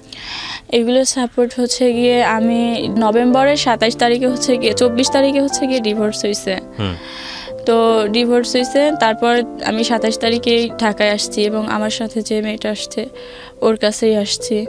এবং এই যে কথাটা আমি বলতে চাইছিলাম যে আমার সেই হাজব্যান্ড এখন পর্যন্ত ডিভোর্স না দেওয়ার কারণে আমাকে এখন পর্যন্ত ব্যবহার করে যায়। ব্যবহার বলতে এখনো আপনি ওর কাছে যান এবং আলটিমেটলি আপনাকে স্ত্রী হিসেবে ব্যবহার করে? হ্যাঁ, আমি আসলে শুধু ডিভোর্স না, আমি কোথায় থাকবো, কোথায় যাব, সেই জন্যই কিন্তু এই সেকেন্ড টাইম যে বিয়েটা, বা এত কিছু করছি শুধুমাত্র বাঁচার জন্য, নিজে কোথায় থাকবো সেই জন্য। আমি কোনো সময় আত্মহত্যা করতে চাইনি। দেখেন, এখানে একটা বিষয় বলি আপনাকে। লিমা তো আপনার নাম। লিমা, আমি আপনার গল্পটা এমনভাবে এখানে উপস্থাপন করেছি, আমি আসলে আপনার গল্পের মধ্য দিয়ে একটা জিনিস সবাইকে বোঝাতে চেয়েছি, যে একটা মেয়ের সোশ্যাল সিকিউরিটি কতটা ইম্পর্ট্যান্ট, একটা মেয়ের অর্থনৈতিক সিকিউরিটি কতটা ইম্পর্ট্যান্ট। আপনি যে কথাগুলো আজকে এখানে বললেন সেটার মধ্যে কতটুকু ভুল ছিল, কতটুকু মিথ্যা ছিল, কতটুকু সত্য ছিল সেটা আপনি জানেন, কিন্তু এরকম একটা ঘটনা মানুষের সঙ্গে ঘটতে পারে বলে আমরা বিশ্বাস করি। হ্যাঁ, তো আপনি জানেন না আপনার ফিউচারটা কী হবে, কোথায় যাবেন, কি করবেন। তবে এটা ঠিক যে একদম জিরো ক্যাপিটাল অবস্থায়ও যদি একজন মানুষ থাকে, তাহলে আমি বলবো যে তার 2 হাত আছে, 2 পা আছে, সুস্থ আছে, সে কাজ করে খাওয়ার সামর্থ্য রাখে। আমরা এখানে এমনও গল্প প্রচার করেছি যে গত সপ্তাহে গেল, ভদ্রমহিলার চেহারা সুন্দর এবং সেও আপনার মতো বিভিন্নভাবে ভিকটিম, কিন্তু সে একটা মানুষের বাসায় থেকে কাজ করে 2 বেলা 2 মুঠো অন্ন, এবং তারপরেও তার সমস্যাটা এত জটিল যে তার বাচ্চা আছে, সে বাচ্চাটাকে নিয়ে তার সার্ভাইভ করতে হয়। তো আমি আপনাকে একটা জিনিস যেটা বলতে পারি, আপনার এই গল্পের মধ্যে প্রথম বিয়েটা তো আপনি নিজেই করেছিলেন, তাই কি নয়? দ্বিতীয় বিয়েটা সেটাও আপনি নিজেই করেছিলেন, এবং সেখানে নিশ্চয়ই আপনার কোনো না কোনো, আমি মনে করি যে ভুল ছিল। ভুলটা একপাক্ষিক না, দ্বিপাক্ষিক। যিনি আপনাকে বিয়ে করেছেন তারও ভুল ছিল, যে কারণে সংসার টেকে নাই বা এরকম হয়েছে। তবে এটা ঠিক যে পরিবার ছাড়া হওয়াটা উচিত হয়নি। আপনার ভাই বোন যারা আছেন ওরা কোথায় আছেন? পরিবারের সঙ্গে আছেন নাকি পরিবার ছাড়া? আপনার কয় ভাই বোন? 5 ভাই বোন। 5 ভাই বোন। বাকি বোনগুলো কোথায়? বাকি একটা বোন, ওর বিয়ে হয়ে গেছে। আচ্ছা, আর আরেকটা বোন? 2 বোন 3 ভাই। তো বাকি বোনটা সে কি আপনার বড় ছিল না ছোট ছিল? বড় ছিল। তো ওর তো এরকম হয় নাই, তাহলে আপনার ক্ষেত্রে কেন হয়েছে? আমার ক্ষেত্রে এরকমটা হয়েছে যে আমি আমার মারে প্রচন্ড ভালোবাসি, আমার মারে কোনোদিন আমি কষ্ট দিতে চাই নাই। আমি চাই নাই যে তো আপনি এখন যে আমার- অবস্থায় আছেন সেই অবস্থায় কি মা কি সুখে আছে, মা কি ভালো আছে? আপনি চান নাই, কিন্তু না চাওয়াটা এইভাবে তো একটা ভুল ছিল। 16 বছর বয়সে বাসা থেকে বের হওয়াটা কি উচিত হয়েছিল? আপনি শুধু আমাকে এটাই বলেন। এটা আপনার একটা ভুল সিদ্ধান্ত ছিল। প্রথম কথা হচ্ছে এটা। হ্যাঁ, আমাদের সামাজিক রাষ্ট্রীয় জায়গাতে অনেক অনেক দুর্বলতা আছে। আমরা একটা মানুষের সিকিউরিটি, নিরাপত্তার জায়গাতে, সেই জায়গাটায় আসতে হয়তো আমাদের আরও অনেক বছর সময় লাগবে। কিন্তু আমরা তো একটা পারিবারিক শিক্ষার জায়গাতে আছি, একটা কমন সেন্সের জায়গাতে আছি। 16 বছরে যখন আপনার জীবনে এরকম একটা দুর্ঘটনা ঘটে গেল, তখন আপনার উচিত ছিল পরিবারে ফিরে যাওয়া। বাবা মা তো নিশ্চয়ই আপনাকে ধরে রাস্তায় ফেলে দেয়নি যে তুমি আর বাসায় ঢুকতে পারবা না। সেটা করেছিল কি? কখনো করে নাই। আপনি একবেলা দুবেলা না খেয়েছিলেন, সেটা তো ঢাকা শহরেই ছিলেন। তাহলে পরিবারে না খেয়ে থেকেও তো অন্তত একটা শেল্টার তো পেতেন। আপনি তো এমন না যে ঢাকা শহরে এসে 3 বেলা খেতে পেয়েছেন, ভালো থেকেছেন, সমস্ত কিছুটা হয়েছে, তা তো হয় নাই। তো আপনি পরিবারের তুচ্ছতাচ্ছিল্য আসলে ঠিক যে কাছের মানুষ অবজ্ঞা করলে সেটা নেওয়া যায় না, হলেও তো ঘরের মধ্যেই থাকতে পারতেন।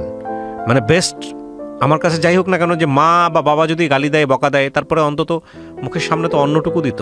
তারা আপনাকে না খাইয়ে তো নিজেরা খেত না। আসলে দারিদ্রতা এমন একটা জিনিস না, আমি আমার প্রশ্নের উত্তরটা দেন। দারিদ্রতা অবস্থা তো আপনি ঢাকায় এসেও আপনার পরিবর্তন হয়নি, হয়েছে কি? না, হয় নাই। তাহলে এই যে এতগুলো দুর্ঘটনা আপনার জীবনে ঘটলো, সেটা তো পরিবারের মধ্যে থাকলেও তো না হওয়ার কম সম্ভাবনা ছিল। কিন্তু এই যে বললাম যে আমার মারে প্রচন্ড ভালোবাসি, আমার মার কাছ থেকে যে খারাপ আচরণগুলো আমি নিতে পারতাম না, এটা কোনো সময় আমি মানতে পারতাম না। এটা একটা মেজর মিস্টেক আমাদের প্রত্যেকের জীবনে। আমরা এটা ভুল করি, ভয়ঙ্কর রকমভাবে ভুল করি। আমাদের বাপ মায়ের খারাপ আচরণকে আমরা মনে করি আমাদের জীবনে অভিশাপ, এবং সেটার বয়সটাও ওই 16 বছর, অ্যাডোলেসেন্স পিরিয়ডটাই।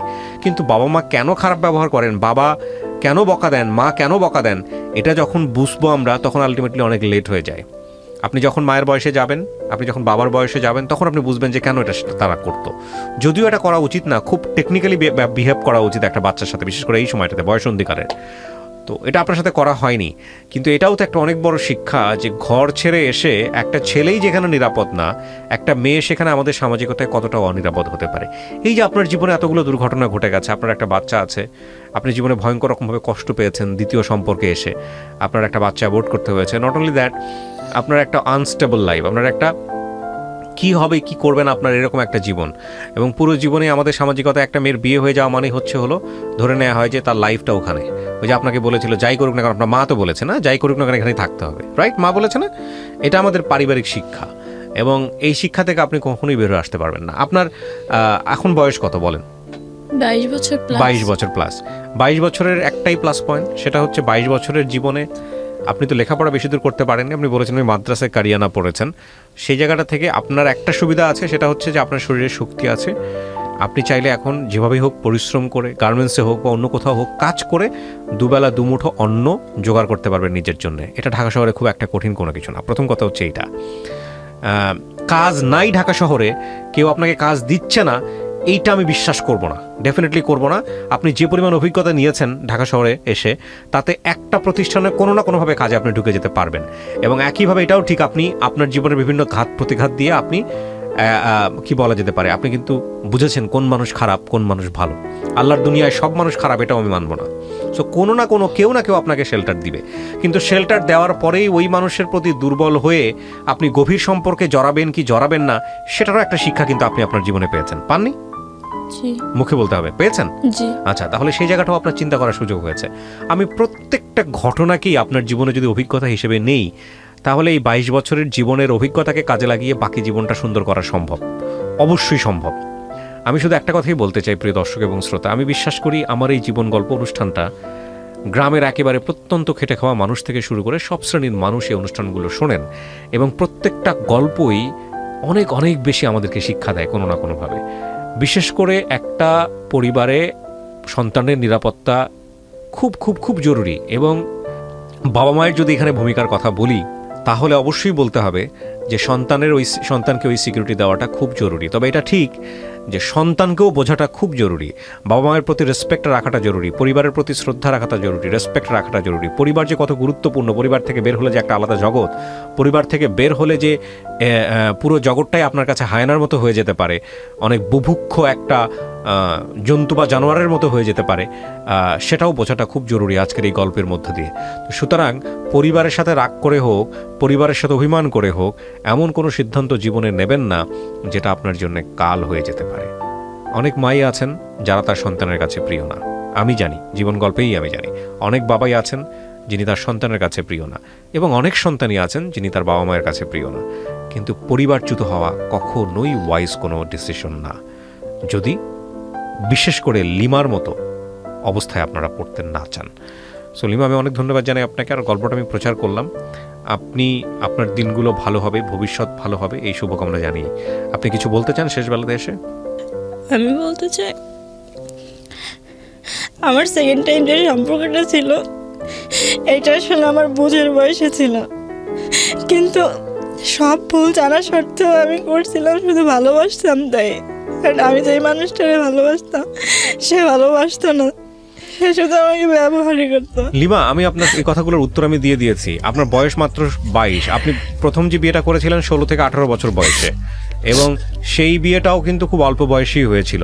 এবং এই 22 বছরের জীবনে এই ভুলগুলাই বেশি হয়, বিশেষ করে সবচেয়ে বেশি ভুল করে মেয়েরা ইমোশনালি বেশি ভুল করে।